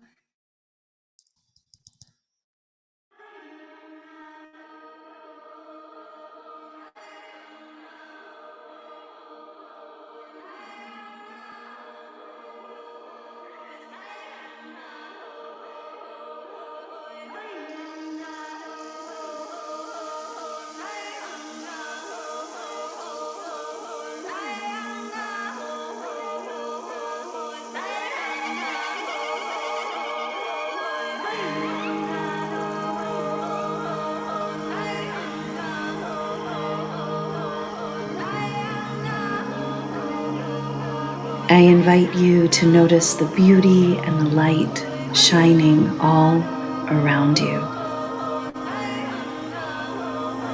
To feel the breath of life as a swirling wind. To sense your beating heart. To feel the allness of your being. I invite you to simply notice the way you've carved out this time to be here. This is medicine for the soul. For you, for all living beings. I am so grateful you are here. It is time to begin, to slow down your thinking, unfurl your mind, and awaken your senses. I invite you now into your body. Let your arms hang at your side. Feel your feet on the ground. Allow your belly to be soft and round. Breathe in deeply and slowly. Lift your arms out and up over your head, tickling the wondrous sky above. Hold your breath, and as you do in this moment, feel the wondrous breath of life inside you.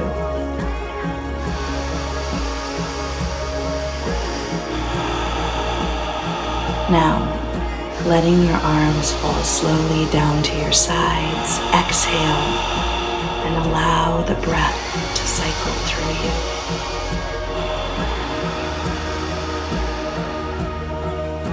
Raise your arms up again and breathe in deeply. Hold it, feel the abundance of life flowing through you. You have everything you need in this moment. Exhale, letting your arms slowly come down. Let them fall gently to your sides.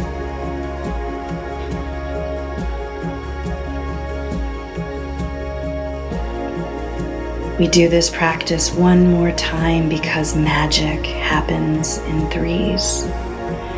Raise your arms up and breathe wide and slow as you do. Holding and lingering in the fullness.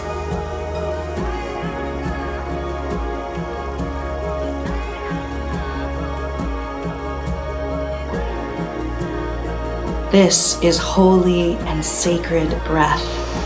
You are holy, sacred.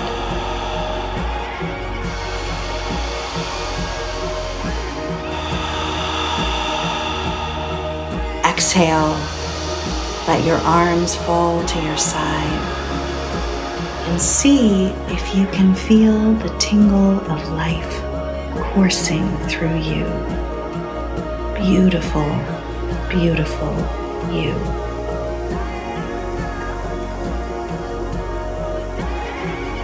What is here now? Notice your body. Notice what is happening. I'm going to ask you a question. What are you grateful for?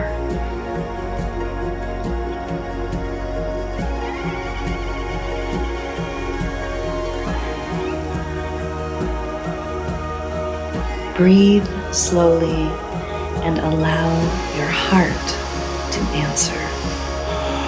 Let it bubble up from the soul. Notice what emerges and stay with it. Feel the dimensionality of the response that comes. Words, images, gifts from the heart. What are you grateful for? What are you grateful for?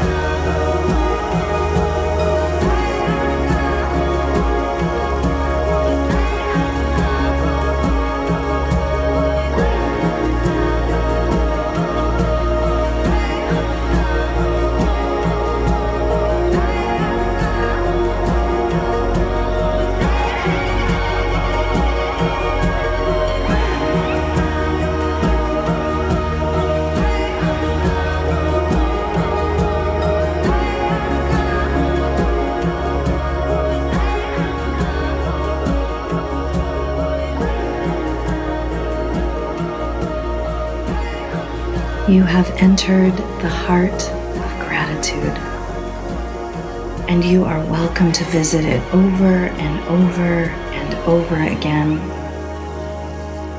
And you are welcome anytime gratitude calls to you. Let's take one final breath together. Inhaling, feeling the fullness, feeling the allness of your being. Exhale. May you journey well.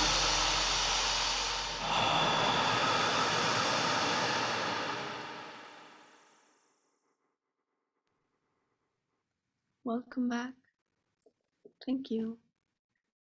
This is so cool. A bit. I'm gonna go back to the presentation. How are you doing? Are you feeling good? I'm feeling very chill. I'm like in a bubble in this moment. Nice. I would love to ask you a few things. First of all, I would love to know, how are you doing now? If you can write down some answers, that would be amazing. I'm feeling very chill. I'm feeling more present. I'm feeling grateful for sure.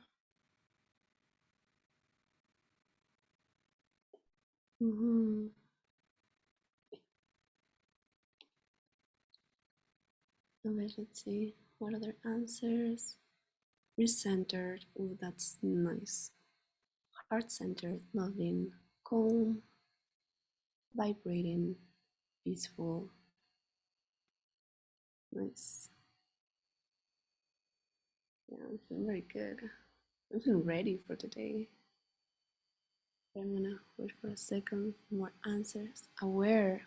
That's nice. I wish all if we are aware all the time, everything will be so much easier, no? Snuggly. That's cute. Serene, grounded, tingling sensations. That's lovely. What we are doing here is to channel all these practices to connect to these psychosocial skills. I have a friend that I was guiding him through a session, and he told me, this is like if, I don't know, Meow Wolf and Calm had a baby. I was like, okay, that's a pretty cool way. What is most important here is the story, and everything is following a narrative story, you know, a narrative line. So everything makes sense inside of this platform that we're building. One of the things that we want to do is to create a library of content. So I would love to know if you would like to listen to more audio journeys like this one. Nice. Nice. And I would also love to know if we are creating this library, because we are we're just starting with different stories to hear, like sleep stories and naturescapes and different meditations to get into different mind states. Will you pay for it? If so, what do you think? How much does it cost? Like understanding that, for example, Spotify is like $9, right? And Netflix too, in which we find a lot of content.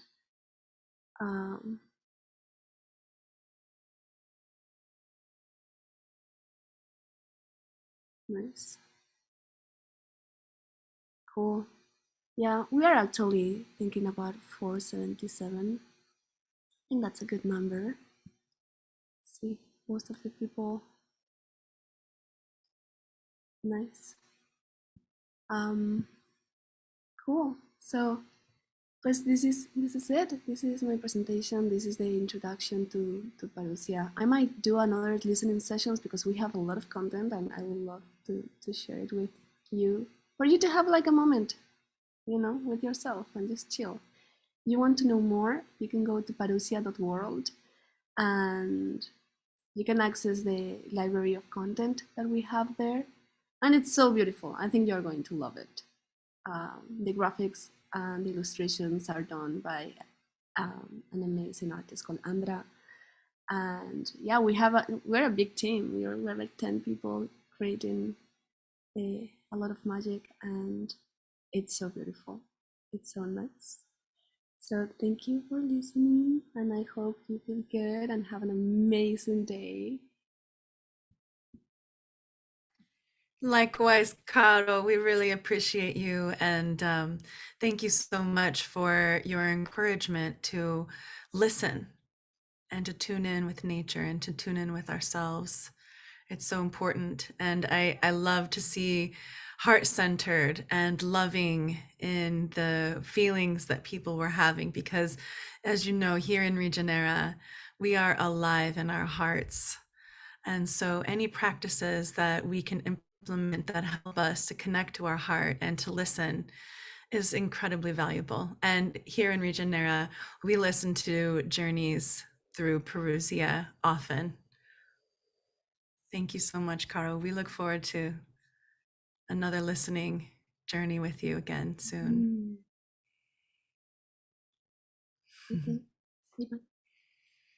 See you soon. Oh, my friends, what a full morning we have had. How are you feeling out there? Heart-centered, loving, thoughtful, curious? We have so many experiences for you to enjoy today, and we're going to have a short break so that you can spread your tentacles out into the world and explore what else Regenera Rising has in store for you today. So we'll take a few hours break and meet you back here or a few minutes break and meet you back here. Thank you so much for joining us. We'll see you soon.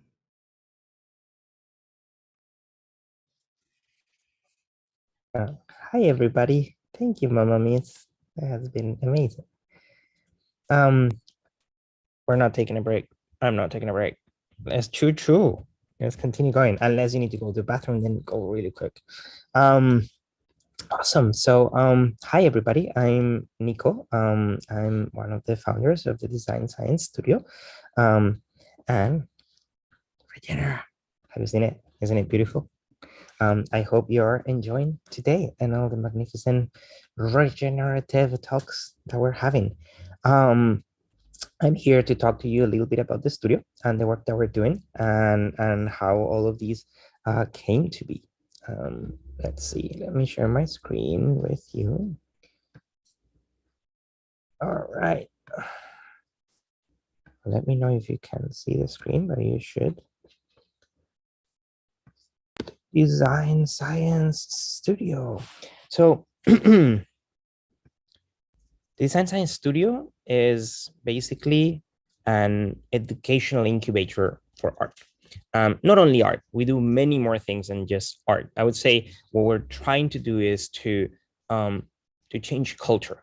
And we do that through narratives, experiences, spaces, and through our main program, in which we empower global creators to imagine a regenerative future that ignites and catalyzes inspiration and conversation and action, leading to the transition to a world that we imagine. That's what, Regenera is for. We created Regenera to be an ideal, just to show us what is possible and allow us to just to imagine what kind of world that we want to live in, and then backcast, we imagine it first, and then we backcast all the necessary steps to take us there.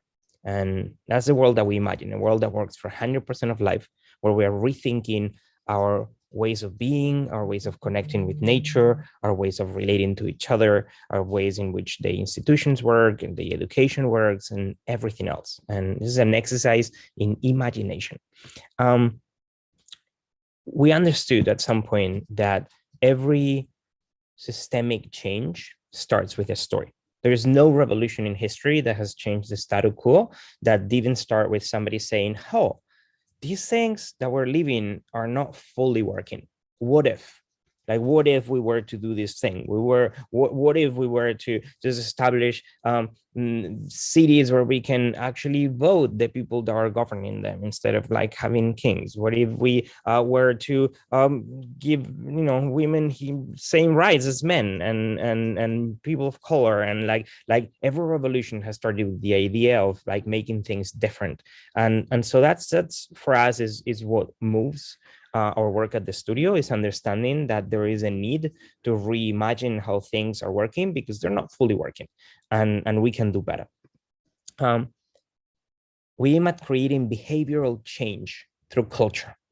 I would say culture is the defining agent of what we're trying to do here. And that is expressed in the form of art, but also in the form of, like, some of our revolutionaries are designing eco-villages, they are designing like garments that are fully sustainable, they are designing experiences, creating music, writing books, all kinds of things. They're like regenerative polymaths, and they're doing really important work, because it is by doing things like what we're doing right now, doing this festival, getting you inspired, giving you ideas and what is possible and how we can do things, that then we start to change ourselves. And our goal, I think there was a study in Nature that said that if you manage to convince 25% of the population of something, that things becomes real.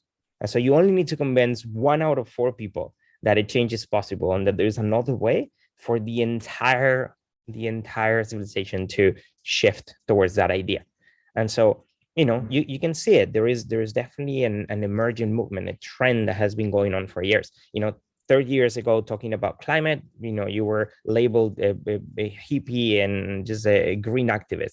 Today is a conversation that we're having almost every day, and there haven't been enough changes yet, but it's permeating the culture in a way that, it's going to become unavoidable to talk about it at some point. And that's when, things start to change in institutions, in governments, in companies.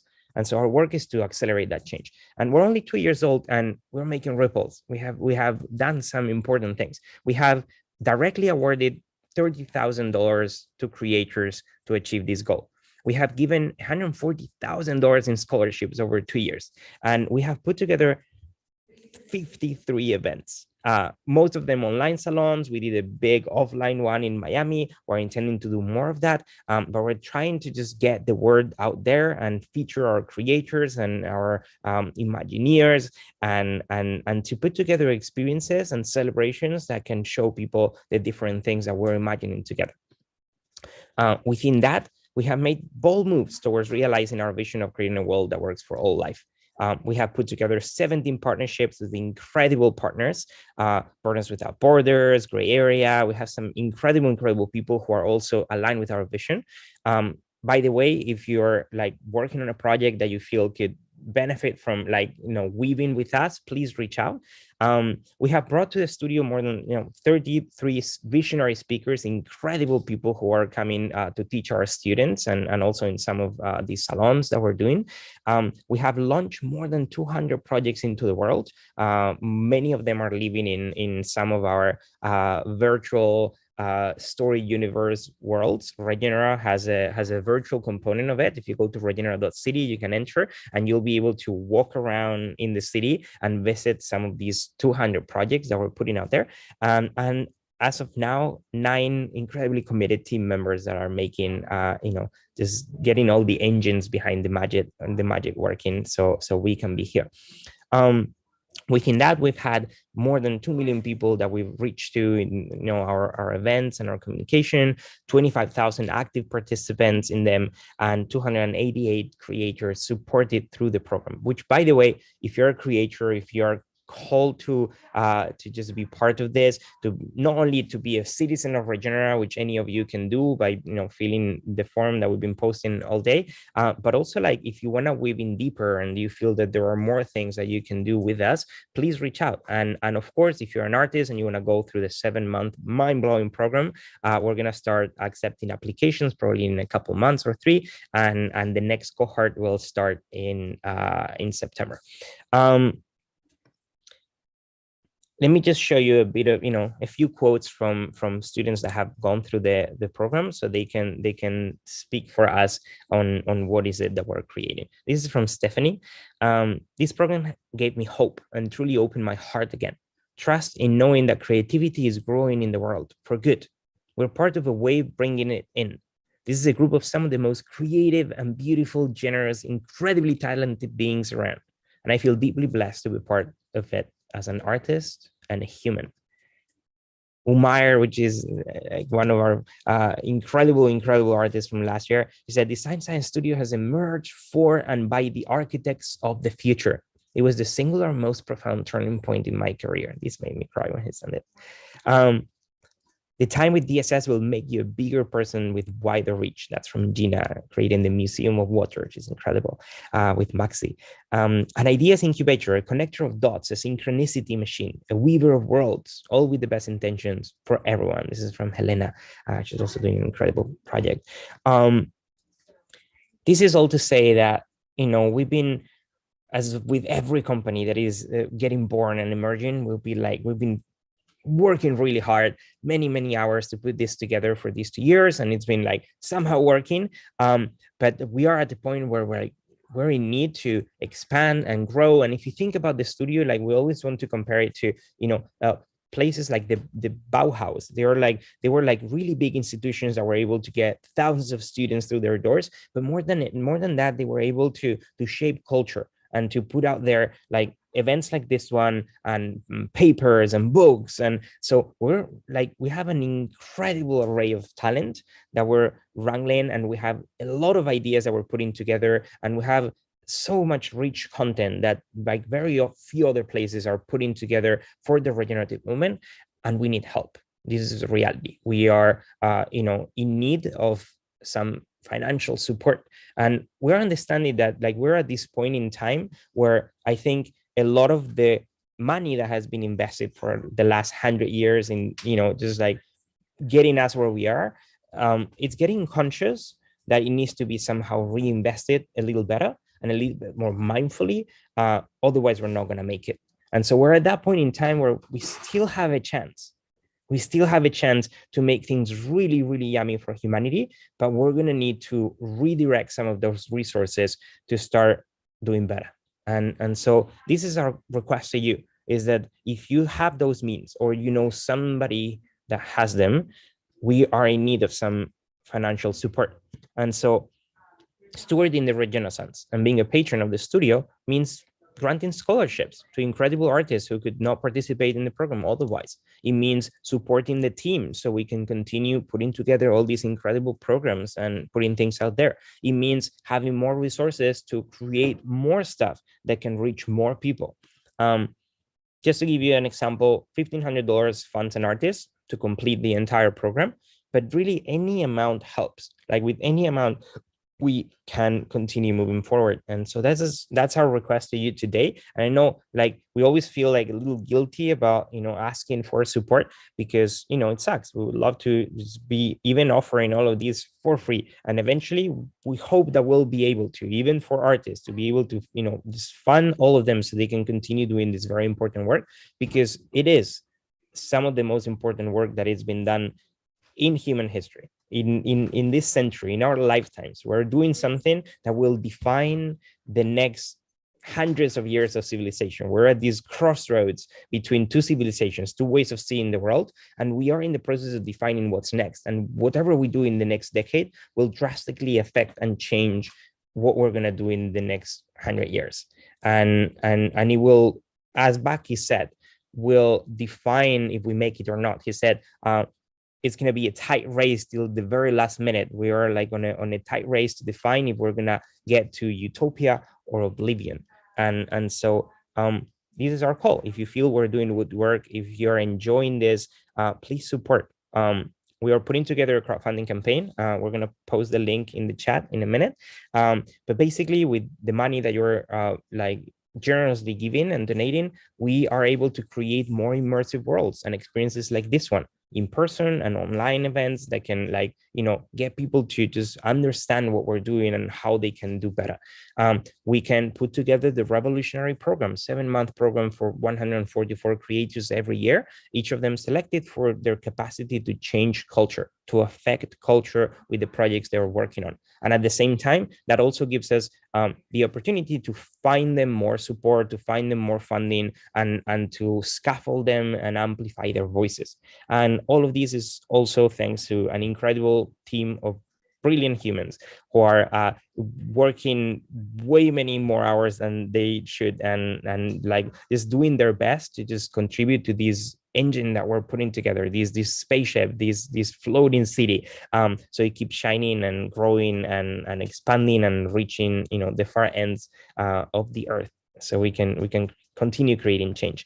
We're working on a few special projects that you might enjoy knowing that the money that you're donating is directed towards. One of them is Regeneration. You've heard us speak about it 100 times. It's a story universe that is allowing us to imagine what is possible. And I think it's the other day somebody was mentioning this during one of the talks about mythos, and it's like it's the same thing that happened in the 50s, with the moon landing.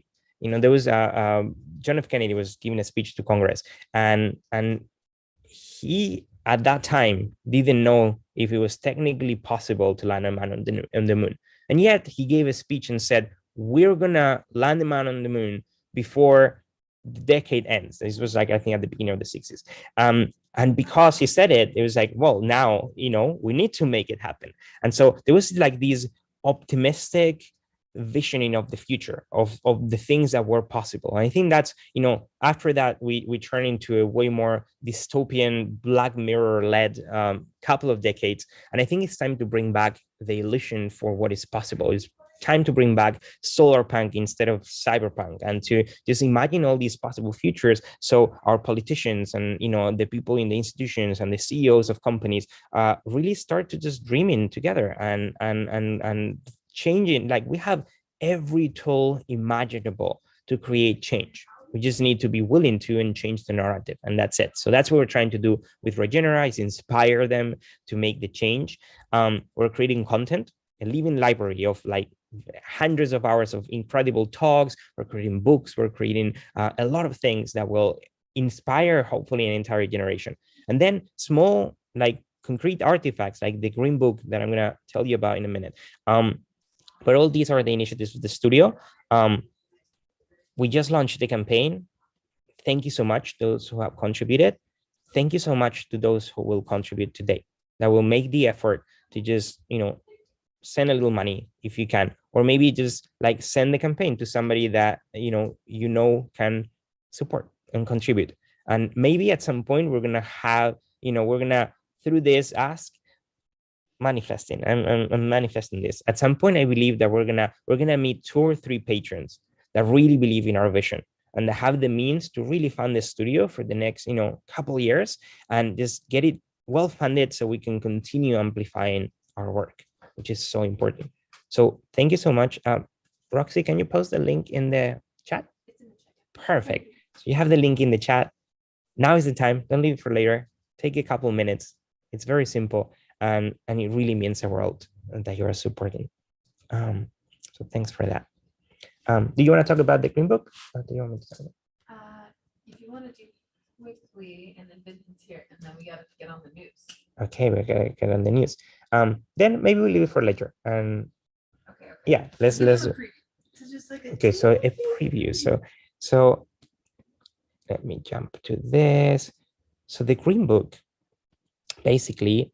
Because they can add throughout the day. Okay, perfect. So while Regeneration was being created, what we did was something very similar to what we do at the studio. Basically, they were in the same amount of travel that we are today. And a lot of things were like not really working. But what they did was like say, hey, we have all the tools. We're just badly organized, and we just don't have the right incentives. And we're just like not thinking this through. That's incentives. I think that's a very important part of this. I always remember of a quote from Daniel Schmattenberger, and he says, there's nothing wrong with capitalism. It's just about aligning incentives. Like if a whale is worth $1 million dead on the top of a ship and is worth $0 alive in the ocean, then we're just aligning the wrong incentives for people. We just need to just collectively reframe our incentives. So I think this is the idea of this. It's like we just need to sit down, figure out what is it the things that we really need to thrive as a civilization, and then starting to analyze how to change them, how to improve them. And there's like hundreds and thousands of people doing this at this very present moment, just trying to redefine our financial systems, our social systems. And so the Green Book is that. It's just a manual to understand how we can do better. And it's something that was done in Regeneissance, and it changed their entire history. It was through these ideas that they managed to change their society. So that's our invitation to you, is if there was one idea, like something that can fit into one page like this, one page like this, one important message that could make a dent, one piece of information that can change things and can make somebody just think differently, what would it be? And for you to submit it to us so we can put them all together, compile them, make a selection, and then create a book, a green book for Earth that will be able to be distributed and hopefully give people hope. Yesterday, for example, I was writing down, consider all interests, consider all life. For the smashed spider, you are a merciless god. All life is worth at least a thought. So just little ideas like this one that can be put into a page that starts like making us question things the way that we have done things before, that allows us to just question how to rethink certain paradigms and lead to a world that works for all life. And so with that, I'll leave you. We'll get more down into this. Such a pleasure to have you all here. Thank you for tuning in. And we have so many more incredible things coming. Hi, Vincent. Nico. Hello. Is that Vincent? Vincent's beaming in. All right. Nico, I'm going to beam in. Here I come. Hold on. Wait, not yet. First we have have a new word. I just wanted to add a new word really quickly. Okay. Cure, C-U-R-E, curation, which is what's been happening here today. I'll beam out. I'll be right back. I love it. Yeah. Thank you for that segue. So talking about curation, I am going to go through the schedule today and how to use the event page to navigate the wonderful curation of artists, experiences, and revolutionaries that will be presenting today and sharing their work. Can you guys see my screen? Mm-hmm. Yep. Perfect. Okay, so happening now on the event page, we have the orientation of the day. For anyone who's new, this is where all the sessions that are currently ongoing will show up right at this top section here. On the top bar, there's this purple bar with different buttons. This is the most helpful way to navigate. So if you're looking for the agenda, you click on agenda. If you're looking for specific artists, you can scroll through the cards of the featured artists here. And by clicking on any one of these, you can also see the different projects or presentations that are linked to their artist card. I think the most important view or tab is the agenda here. And just to show you some of the ways that you guys can search and filter to be able to find specific sessions to go to. So I'm going to navigate first to the calendar view.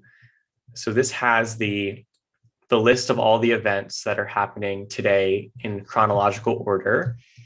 So between 3, and this is in my time zone. So right now I'm in New York, it's 3 o'clock here, and we're in the orientation, and this is the schedule for the day. If you'd like to see which sessions are happening all at the same time, you can go to the timeline view, which is the second to last one here, and it'll have the different sessions that on this calendar. So you can see there's the Regeneration drag show happening around the same time as the Blessings and Birth chart. Clicking any one of these will show the detailed information. So you'll be able to add it to your calendar. You can go to the presentation page, or you can click the link to join. Now, if you're not sure where you want to go, you can filter things by topics. So for example, the drag show is connected to culture. So let's say I was looking for things related to culture or permaculture. You can search for multiple tags, and then it will filter the calendar where it shows you all the events that are happening with that topic. You can also filter by the type. So for example, workshops or Topia exhibits or pre-recorded videos, depending on kind of what you're in the mood for. And then if you're looking for something super specific that you heard about today, for example, let's say you wanted to find something related to Regenera, you can also type that into the search box here. And if there's a match, right now it's showing 0 events, but something like, for example, categorizing impact, it'll show you a match for any of the words in the title or the description. Just to also talk about the, the presentation pages here. So the different pages, if there are artists that have uploaded their work, you'll also be able to see the linked artists connected here. And one of the things that we're going to be doing in either tomorrow or the next day is actually a session on mapping the different needs and offers that the different projects are working on. And so there will be another coming up in the next few days. We'll invite you guys to also take part in that experience. So if you have things that you want to get on the map, we're going to do a session to share our needs and offers, and that's going to be on the schedule. That's going to be with Shant. And there also will be, besides those different opportunities, different projects for you to see what are the different projects that are in the studio, and then what are the offers or needs that those projects have and how you can help. I will pass it to Roxy now to talk about the schedule for the day, to go over that briefly.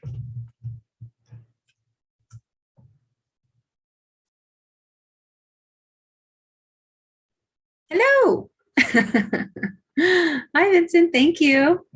Massive spiritual shout out to Vincent for making all of this possible. And what an incredibly flexible platform that has been able to morph and shift to the needs of this community. And also the exciting thing is that it'll also be, it has been really embodying that principle of being able to iterate live. And so it's continued to be able to be refined, and it's all thanks to this brilliant human and your team who has helped that, make this even exist. I know I've only ever really interacted with you around this, but whoever your other little friends are helping out there who made this all possible.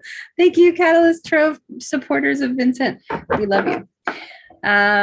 Cool. And when will your session, hopefully you'll do more than one, Vincent, but that's going to be on Thursday?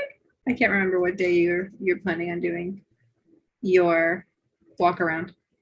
Yes, I'm going to have a session. Let's see, today's Monday, on Wednesday. To talk about the different sectors behind me. And I think on Wednesday as well, that's when I'm going to be doing the needs and offers session. And so that'll be the second one that I'll be hosting with Shant.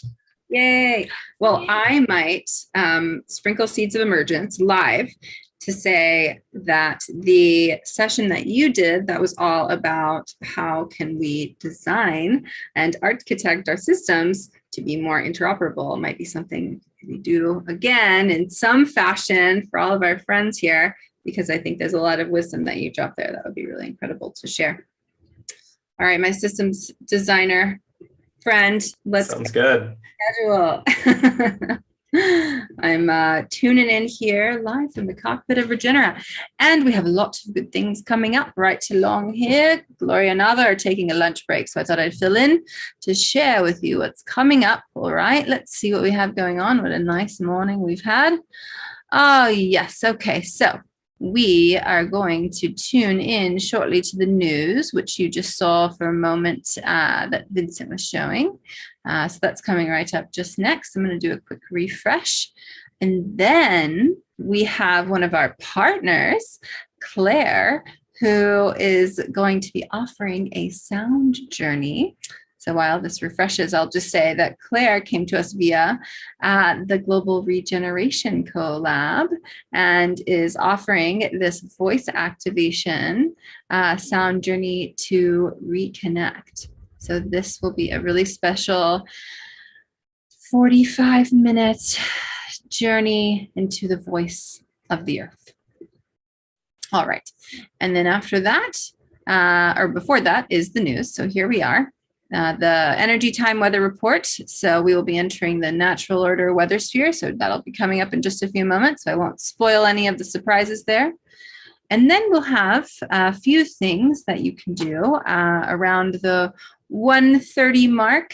There will be blessings in the birth chart. And so this is coming to us from our friends in the Vision Train. And that is going to be an opportunity to learn more about traumas and triggers and when you were born. And what does that have to do with Regenera? Well, what if people were empowered with the belief that no matter what, they were supported? So this is like the placebo effect. Our imagines are powerful tools for healing and creation. So check that out. At the same time, although it's not popping up here, in this same room, we'll make sure it shows up before poof, it happens. We'll be having speed networking. Whoop, whoop. So that's going to be happening for about half an hour from 1:30 to 2 Pacific time. So come ready to connect. It will be with our beloved friend, Hannah Apricot, an evolutionary of the Design Science Studio. So this is an opportunity for you to meet each other. Which should be pretty fun. And then whenever we hit the 2 o'clock mark, we get to experience this incredible global regeneration drag show. This was an eco drag show that was created by Liv Scott and team, featuring performers from India, Myanmar, Taiwan, Singapore, South Africa. And it was one of the first global showcases of queer visions of a regenerative future, a future for all life forms. And so this wove together past drag performances and audience members' work into the present, queer visions of the future. It was made in collaboration with their Emergence of the Heart project, which is one of the projects of the Design Science Studio that Liv brought forward, which is a storytelling group about being a human amidst the existential crises of today. Now, while the drag show is happening at 3 o'clock, there is an opportunity to scoot on over, if you would like, to a very, very special session with Lux Gypsum. This is about practical ethics, rooting our lives in consent and collective care. So in this workshop, we'll develop a shared understanding of what it means to live the values of consent and collective care. And this is going to be within the wheel of consent to understand how empathy can be an ethical framework and weave this practice into the interdependent fabric of reality. This is a 2-hour workshop, and this comes to us through a new partner of the Design Science Studio, Alico. And Lux, who's going to be leading this session, is an incredible consent advocate in the world, and definitely recommend checking that out. It will be in a different room than this main room. And then at 4 o'clock, our very own Creators of the Design Science Studio, this is actually going to go for until an hour and a half, so we'll make sure that's updated. There will be 4 incredible femme humans, Harris, Neha, Veronica, and Marlena, who are all going to be sharing about what would you do if one day trees or the water began to tell you what to do. So these are all artists who listen to the earth. They sing, they write, they produce, and so much more in co-creation, in synchrony with Mother Earth as their muse.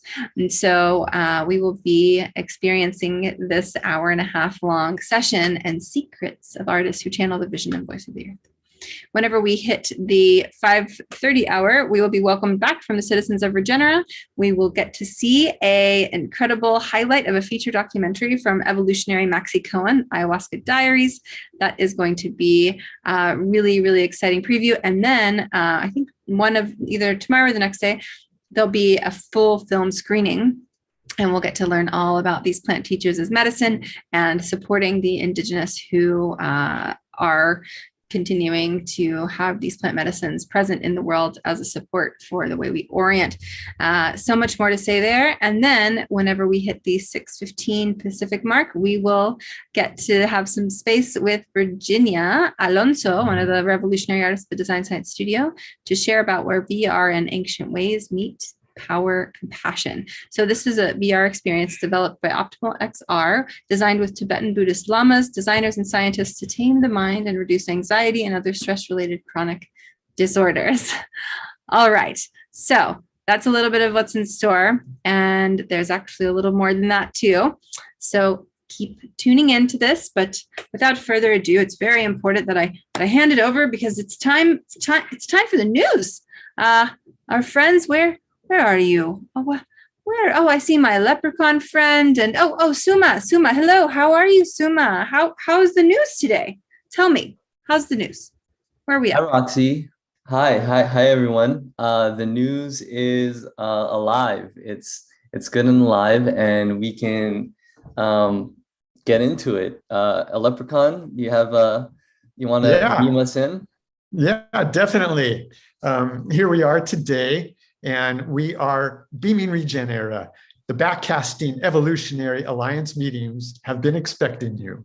And today we have Shant Sumameta, who is here to weave in dreams upon the warp and loom of space and time, harmonizing the energetic threads of seemingly contrasting frequencies into a synthesized tapestry of scientific art and galactic culture, semantically initiated by the mysteries of the universe, specializing in the imaginative uses of storytelling, movement, sound, and light. He is currently on Earth, here in Regenera, as a galactic emissary to practically implementing visions of peace, harmony, health, and healing. Suma Maitra, what can we expect of our internal weather reporting today? Thank you, Leprechaun.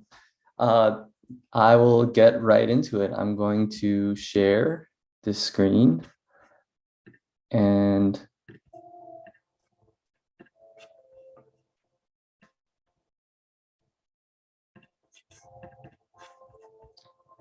we can start with the news of the day, the natural order operating system.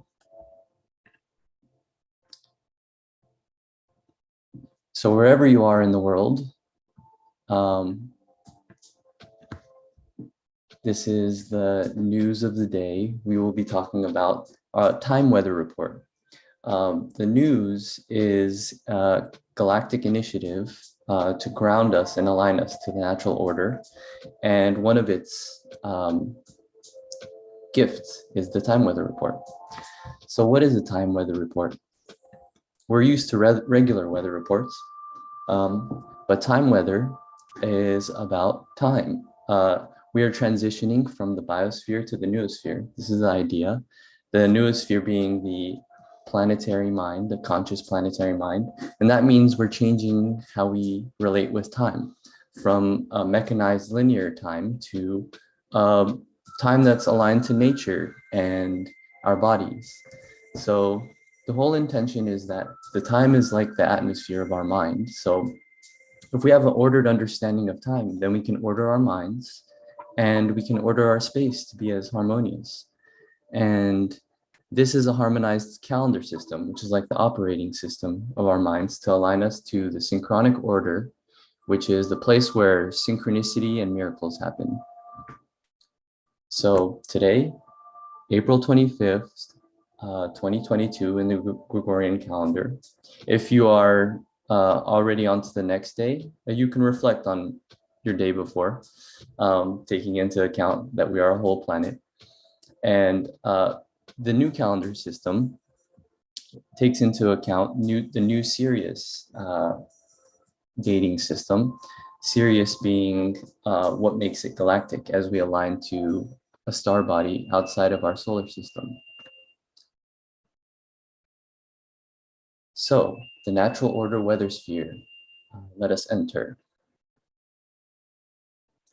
We will be looking at two calendar systems, the solar calendar and the galactic calendar. And with the solar calendar, we'll start off with the year, then go into the moon, the 28-day cycle, and the heptad, the 7-day cycle. Then we'll go into the galactic with the 13-day cycle, and then the energy of the day is what we'll end with. So this is all new information. It may be, a lot to take in. So just relax and allow it to just ease into your being. See which words, symbols, images resonate. And the whole intention is to provide you with information that can potentially help you, that can potentially be useful, and help you tap into your highest potential and inspiration. So here we go, the solar calendar. This year, from July of last year until July of this year, we're in the energy of the yellow electric seed. The yellow electric seed is all about our awareness, the flowering our awareness into coming into greater service to one another. So we're activating and we're targeting those things that matter most to us so that we can bond with those things and one another and come into a greater awareness. And we're guided by the power of creativity. As we can see, Regenera is a very creative place. We are in the 10th moon month of this 13 moon, 28-day calendar. As you can see, this calendar is very ordered. It has 28 days per moon month, and the regularity really is soothing to our minds. So this 28-day cycle is the planetary moon. And within this period, we've been exploring manifestation, the culmination of all the 9 months, moon months before. We're producing it and we're perfecting it, hence this 11-day experience that we've produced and we're in the midst of. And the theme has been, how do we perfect what we've been doing and focusing on for the last 9 to 10 moon months since last July. So we're in week 4, final week of this moon month. And this moon month, this week is all about how our power, our action ripens what we've done so far. That's what the last week is usually on, the yellow color. We're in the first day of this week where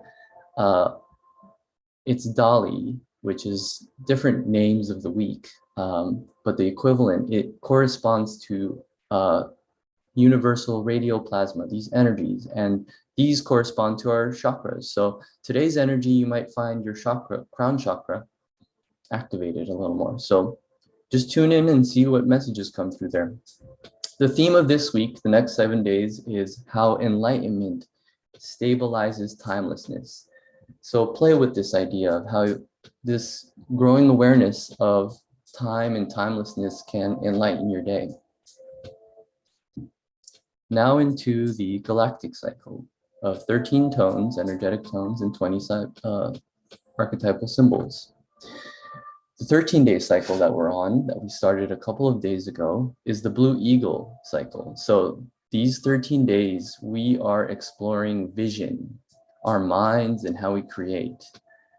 And the third day of every 13-day cycle is all about service. As you can notice, this system is fractal. So we already heard about service with the energy of the year. That is compounded today. It's all about service, the electric tone. Also, we can notice that the solar calendar was a similar shape. So just like there are 13 moon months, it's fractal. There are 13-day cycles that we cycle through. So the Blue Eagle, that's the symbol of these next 13 days. The energy of today is the red electric earth.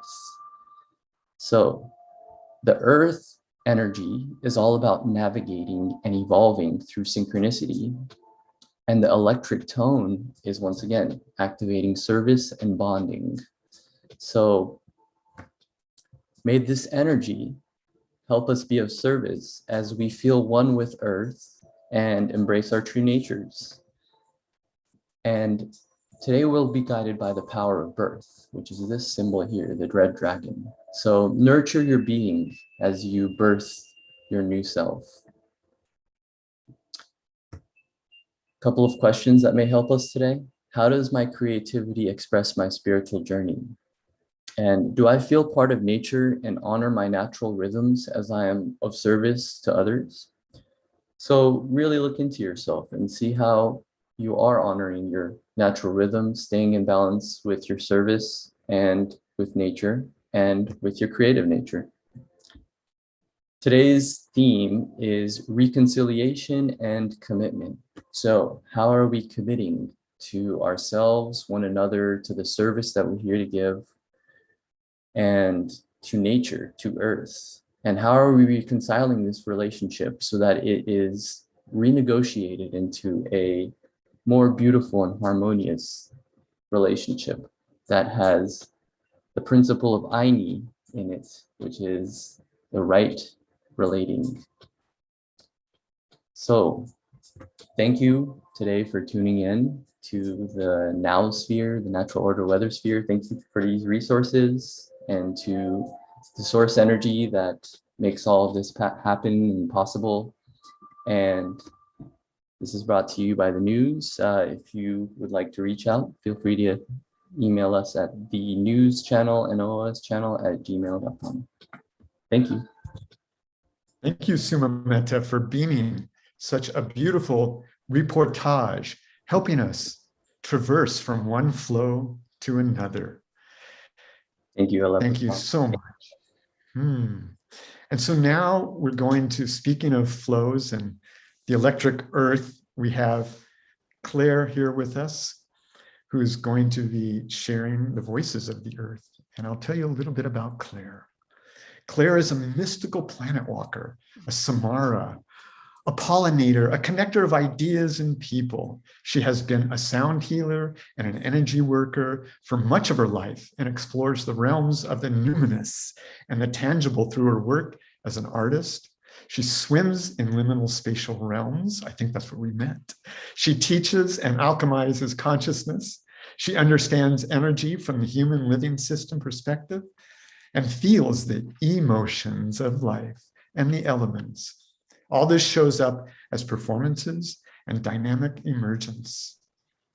Claire, welcome to Beaming Regenera, to the heart of the Regenaissance. This has been so exciting listening to everybody this morning. I've got like so much energy running through me. It's a little overwhelming energetically. When I get excited, I kind of have to jump around and release it somehow. So singing will be good. It'll help. I may premiere a video that I found this morning. I can't believe I'd forgotten to have this available to share. That was a collaboration with a girlfriend of mine called Brooke Einbender, who does virtual reality paintings and design, physical paintings, but also design online. And I recorded a sound healing CD, a live sound healing CD, and she put it into VR. And I have a video of the middle piece. There are 3 sections. So I may play that at the end, depending on where the sound journey takes me in my timing. And then serendipitously, I also found this just now, this being a piece of paper that I'm looking at with something that I wrote called Happiness on the 24th of February, 2012. And it feels really serendipitous to share it. And then from there, I will go into sounding. And I invite you, if you're really going to take the journey, to really let go of everything.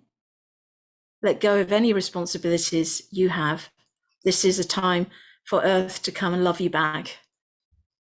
You don't have to do anything except just say yes to whatever your whole being system is wanting and able to experience. So I'll start with what is, in some senses, a poem. Happiness. Happiness occurs when I am deeply moved by ideals that correspond to the needs of our collective living system, that which I call home. I can enjoy the feeling of being pleased with myself only when those needs are approached knowingly. Even if it didn't reach as far as I might have hoped, if I can let go of my idea of what was meant to be and honor and trust the willingness, the alignment with ideals that come from beyond me alone, then I feel happiness. the striving to connect through service provides an energy that is renewable.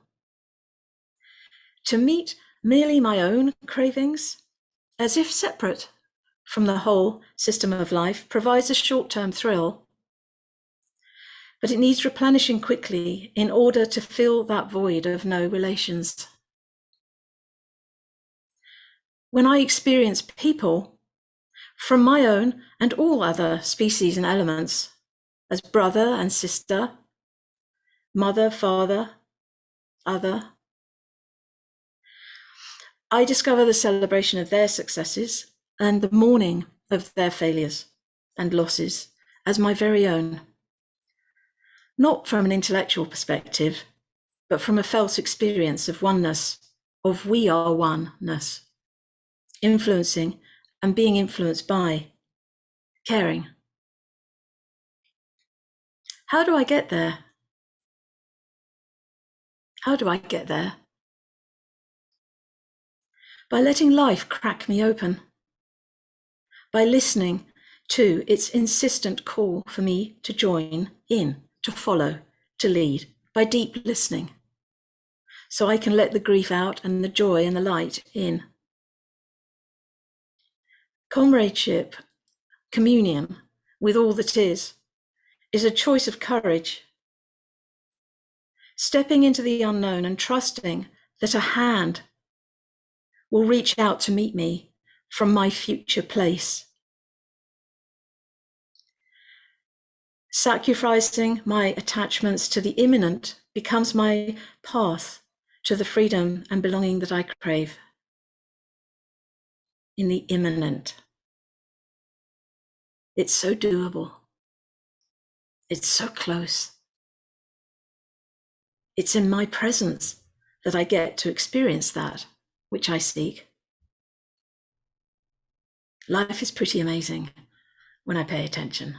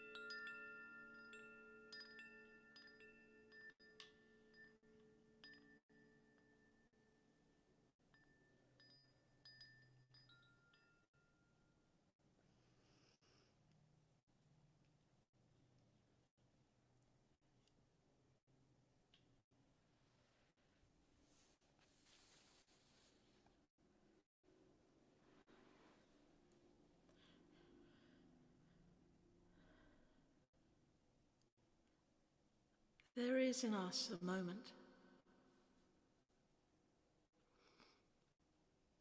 A moment that remains constant and unchanging, placed in our very center.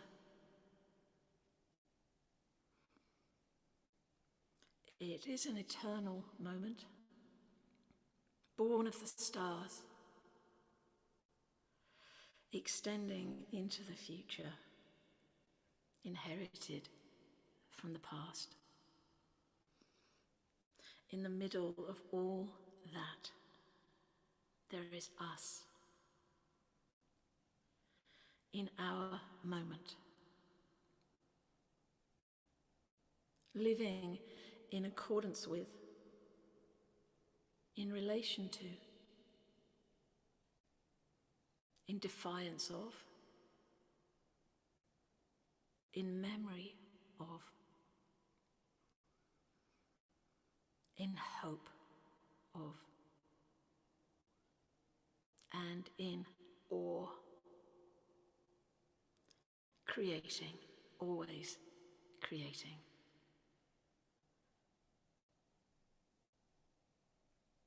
I thank the universe that is for this moment, and I hope to live it well. Namaste.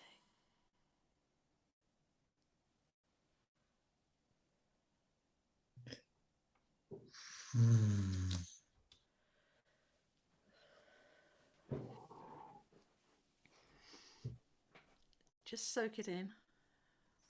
No need to speak yet. Take a moment for you as the beautiful, extraordinary cosmos that you are.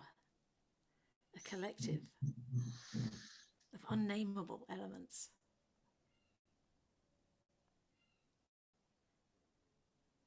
And yet so well known to each of us. Magical beings.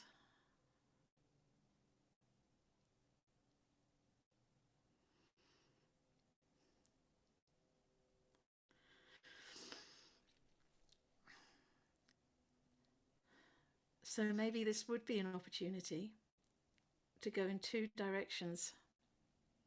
One is that I could show you the premiere of the video. And the other is to see if people would like to share. That is another way of moving forwards. I'm going to ask the wise leprechaun for his thoughts on this. I'm just still breathing this all in. And I have sensed from everybody that is sitting here with us in this virtual space, in this sense of noosphere, the beauty that you have beamed right to the center of their hearts. And I'm sure that's radiating out right to the universe, because resonance are sound frequencies that never end. The wave pattern may spread, but it continues on forever. Your resonance is so greatly appreciated in the universe, Claire. I am so glad that our paths have intertwined. I would like to open it up if anybody would like to share what Claire beamed through into them. And just open up your mic or put it in the text in the chat so we can feel that as well. Who would like to step in first and share with Claire what she beamed through to you?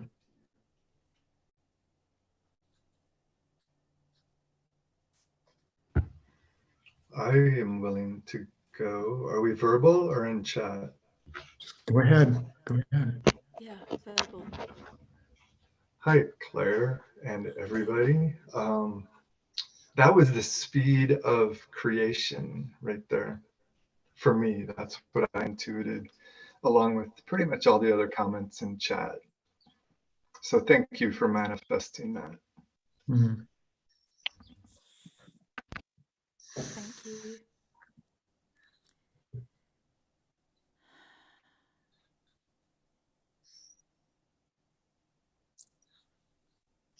I'm seeing tears of joy.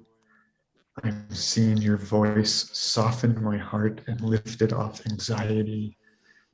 I see, thank you, Claire. I feel such peace and inspiration. I see, thank you, Claire. Needed this so much. My heart is full of gratitude.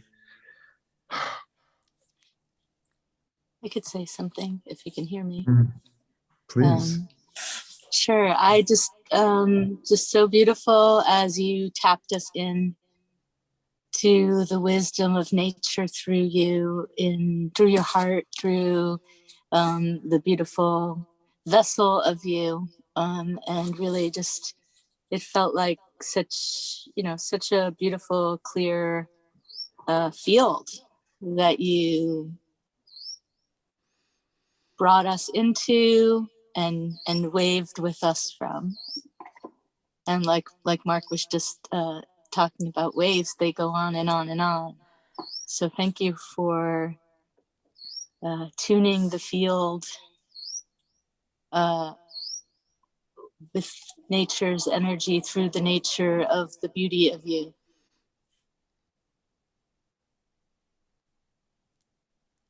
Thank you, Stephanie. And Lana, I'm not sure who was speaking. I guess in one way we're all speaking. Harlan's here with us.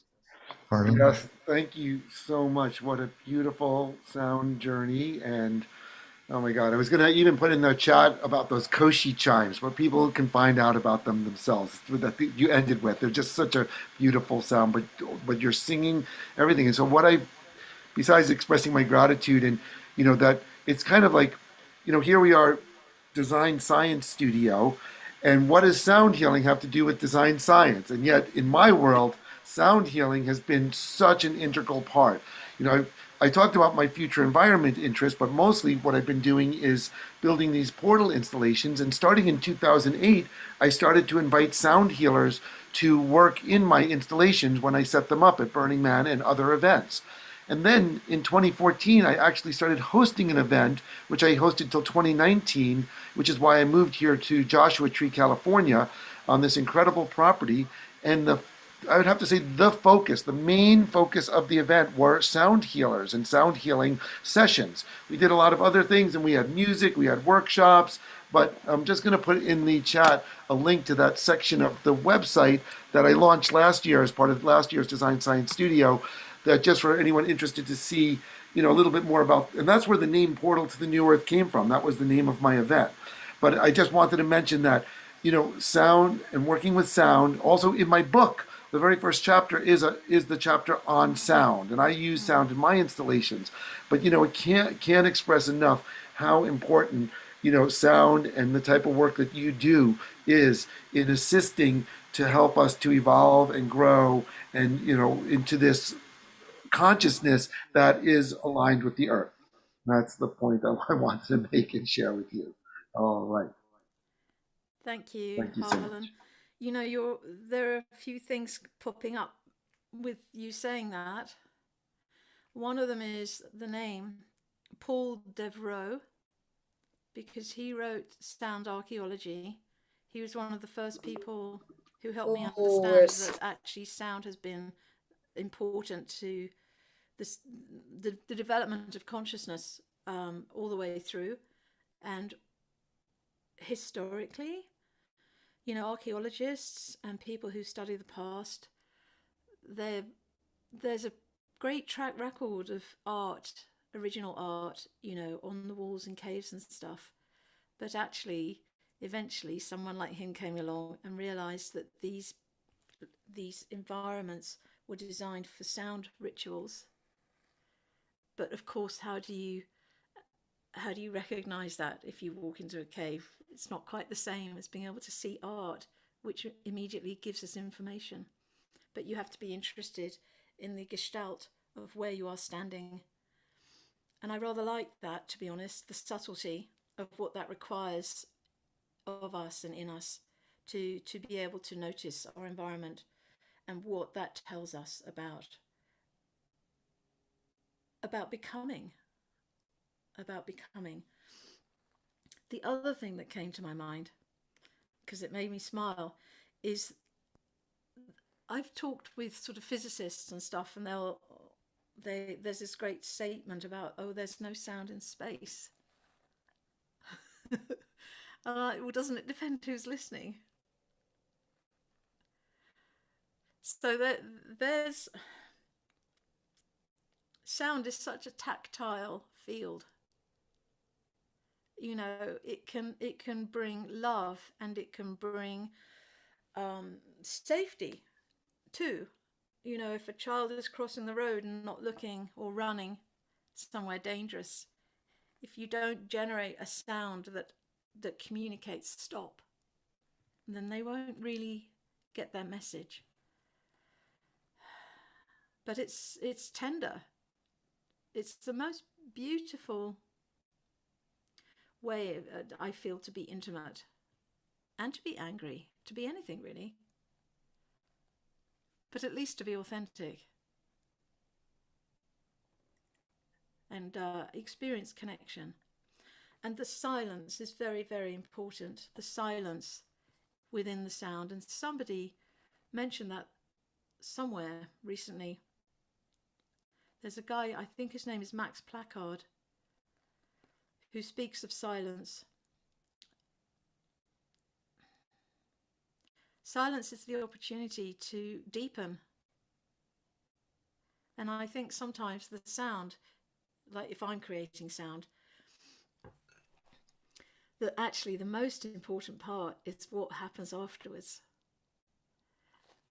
Because then, like, sound creates this incredible coherence, like it gets rid of the noise, in a way, the clutter. But that profound tactility of silence after intentional sound, there's a lot in there. Gives sense to the noise, yes, Stroopy. Sound creates shape, yes, it does.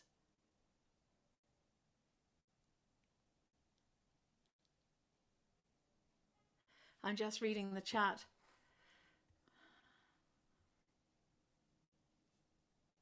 Gosh, reflects justice in the world. As a Libran, as a very Libran, I relate to that melody.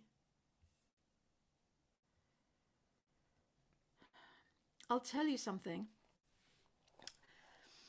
I went to drop in on a girlfriend a while ago, and she was about to start her meditation group online, and they met, probably still meet once a week.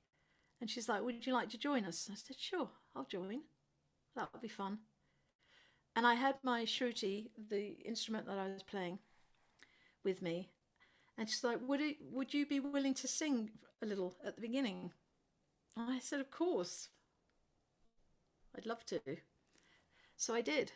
And I literally sang for like 2 or 3 minutes. And that felt like enough. And then they decided between them in their meeting, as apparently they always did, what they were going to meditate on. And then the meditation began. Now, what was interesting, which they told me afterwards, is that meeting is a 2-hour meeting, and half of it is usually spent deciding what to meditate on. So in 3 minutes, using sound, just being real and using sound, some kind of coherence was facilitated, and within minutes they were able to agree with ease what was right for them in that day. And then I came the following week and the same thing happened. So I think about that, I think about, gosh, imagine if I and whoever else does intentional sound had access to parliaments and policymakers, or different kinds of situations where important decisions are getting made that affect many.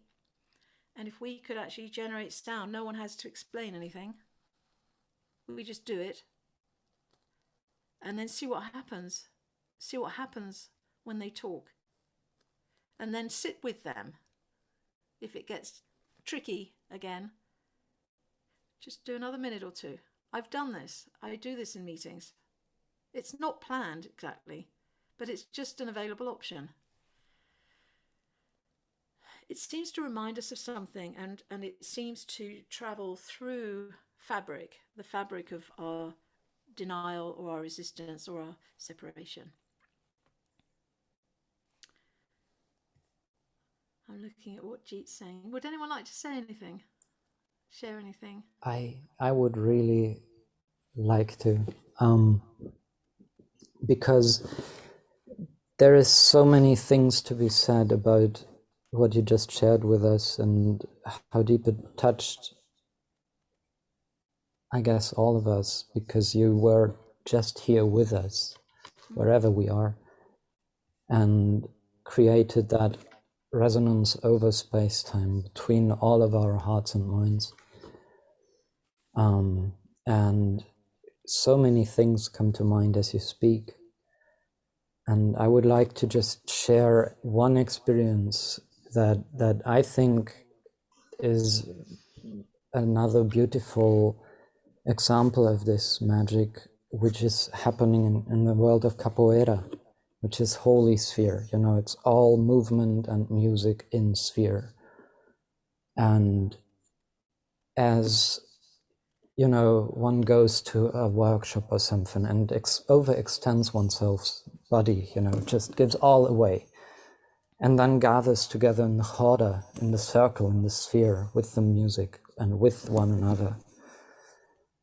The moment you are called by the music to enter the game and begin playing with another, all exhaustion, all pain, all suffering is utterly taken away. And it is not the energy that we play on, it is the synergy. It is the whole of the sphere that gives us all we need to be together and to be heartfelt with one another. And if I could ask you for one little gift, I noticed how I got a little background with sound here, but I noticed how the Zoom thing cut out when you began singing, because it considered the, what's your organ called? That Oh, the shruti. Shruti, it considered that noise and cancelled out half of your signal over all this time. So you were, you know, this beautiful body of sound that you created only got transmitted half through to us. And if you could go into that sound setting and just turn off the noise cancelling and give us another 1 or 2 minutes just to give us that wholeness again, I would be so grateful. Oh, you mean now? Yes, if we have that moment, I think it would be just after sound. Because of time, yeah. I Claire, realized. if you want to do it for 2 minutes, let's do it. Sure. Yeah, I realized too late that I'd forgotten to put on the original sound. It's on now. Thank you. Okay. Thanks, Rupi. Yeah, Claire, I know this is not the last time you'll be doing the sound healing, and I trust that what came through is what was meant to, and no better time than the now. And we're still waiting for our mistress of speed support networking to arrive. So we have about 2 minutes. So all right, I will give you 2 minutes with the original sound on. Yay! Thank you. I didn't know. I'm happy to be reminded, by the way, if I'm ever doing sound healing, to be asked, Claire, did you change original sound? All right, here we go. Thank you, Srupi.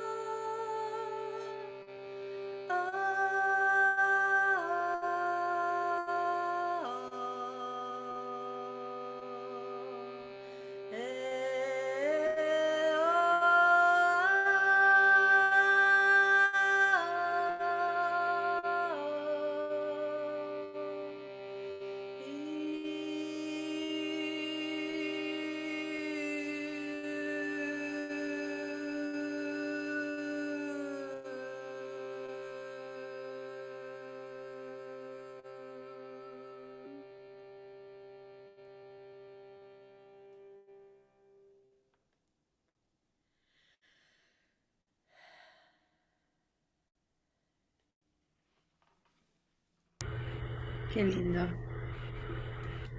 Was that better? Sound-wise?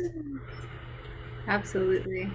Yeah, that was Okay. fantastic. Baz, I think that's what I want to be when I grow up. That's all right. It was so beautiful. Thank you, everyone. I'll see you here and there. Yes. Thank you, Claire. Thank you. Such a delight to weave with you. Oh, I just one tiny message, because it came to me this morning for you all. It's just, I want to make sure that you're all taking care of yourselves. That's all. Just remember each day, am I taking care of myself? I have to do it too. I forget. The focus on giving can be overwhelming. So that's actually lovely for me too, to be able to sing, because it's really restorative for me as well. So much heart to all of you. Thank you for having me. Thank you for being here. Yeah, our commitment to having this music in the middle and the end of the day is really rooted in knowing that it is important to pause and integrate and use these different art forms and connection forms and presencing forms to help us slow down. Because it's this is a download of like people's life work, and it's like one after the other, after the other, after the other. And it's like, wow. I know, and it's phenomenal. It's so beautiful. It's so beautiful. Really, it's so touching to witness it all. The love, the care, the dedication, the intelligence, the creativity. It's just this abundance. Really. I'm glad we're all together. It's really. Yes. I'm glad that we're now together as well. We've been holding a bridge between creative communities and regeneration, and now our bridges, like the Design Side Studio and the Vision Train dock, now we dock together with you. Yes. Thank you. Yes, there is definitely a connection. All right, Claire. Well, I hope you stick around for this next part, because we get to hang out with each other. Absolutely. Yay. Bye. Bye. Okay. So, hi, friends. You haven't met me yet. I hope I get to meet you in this speed networking. My name is Roxy. I am the director and architect of the Design Science Studio and the CEO and founder of Hub Ritual. the organization that is partnered with the Buckminster Fuller Institute, and together we've created the Design Science Studio. So I'm going to quickly just share about some things that are coming up, and one of those, I believe that we have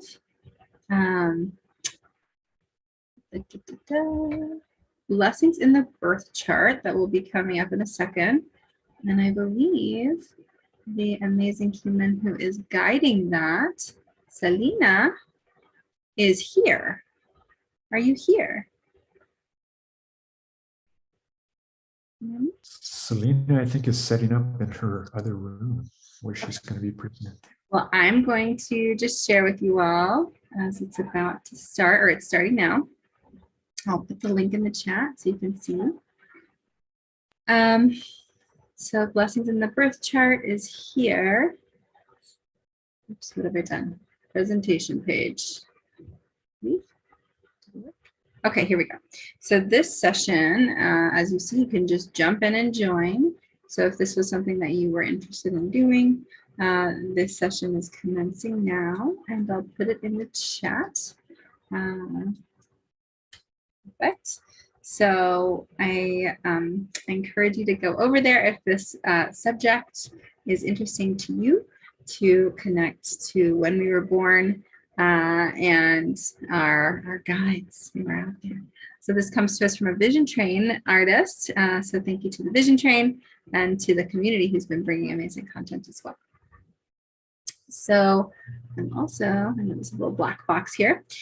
So another thing that we have coming up in about an hour and a half, which I'm not sure if we'll have another little break to share about, is a session all about consent. So there's a 2-hour consent workshop. It's called Practical Ethics, Rooting Our Lives in Consent and Collective Care. So this session with Lux is going to be really special. And if you have never done a consent workshop, I highly recommend giving yourself the gift of this time, as Lux is giving us the gift of hosting this space. And so I put that in the chat as well. And hope that you can tune in and learn all about this wheel of consent and care for a world that works for all. So if you are tuning in from the live stream, please visit bit.ly/Regenera Rising and come on in. We will not be streaming the next few hours because there's some surprises in here that are for our guests. So please jump aboard our global confluence for regenerative creators. And I will look forward to seeing you in here. And that's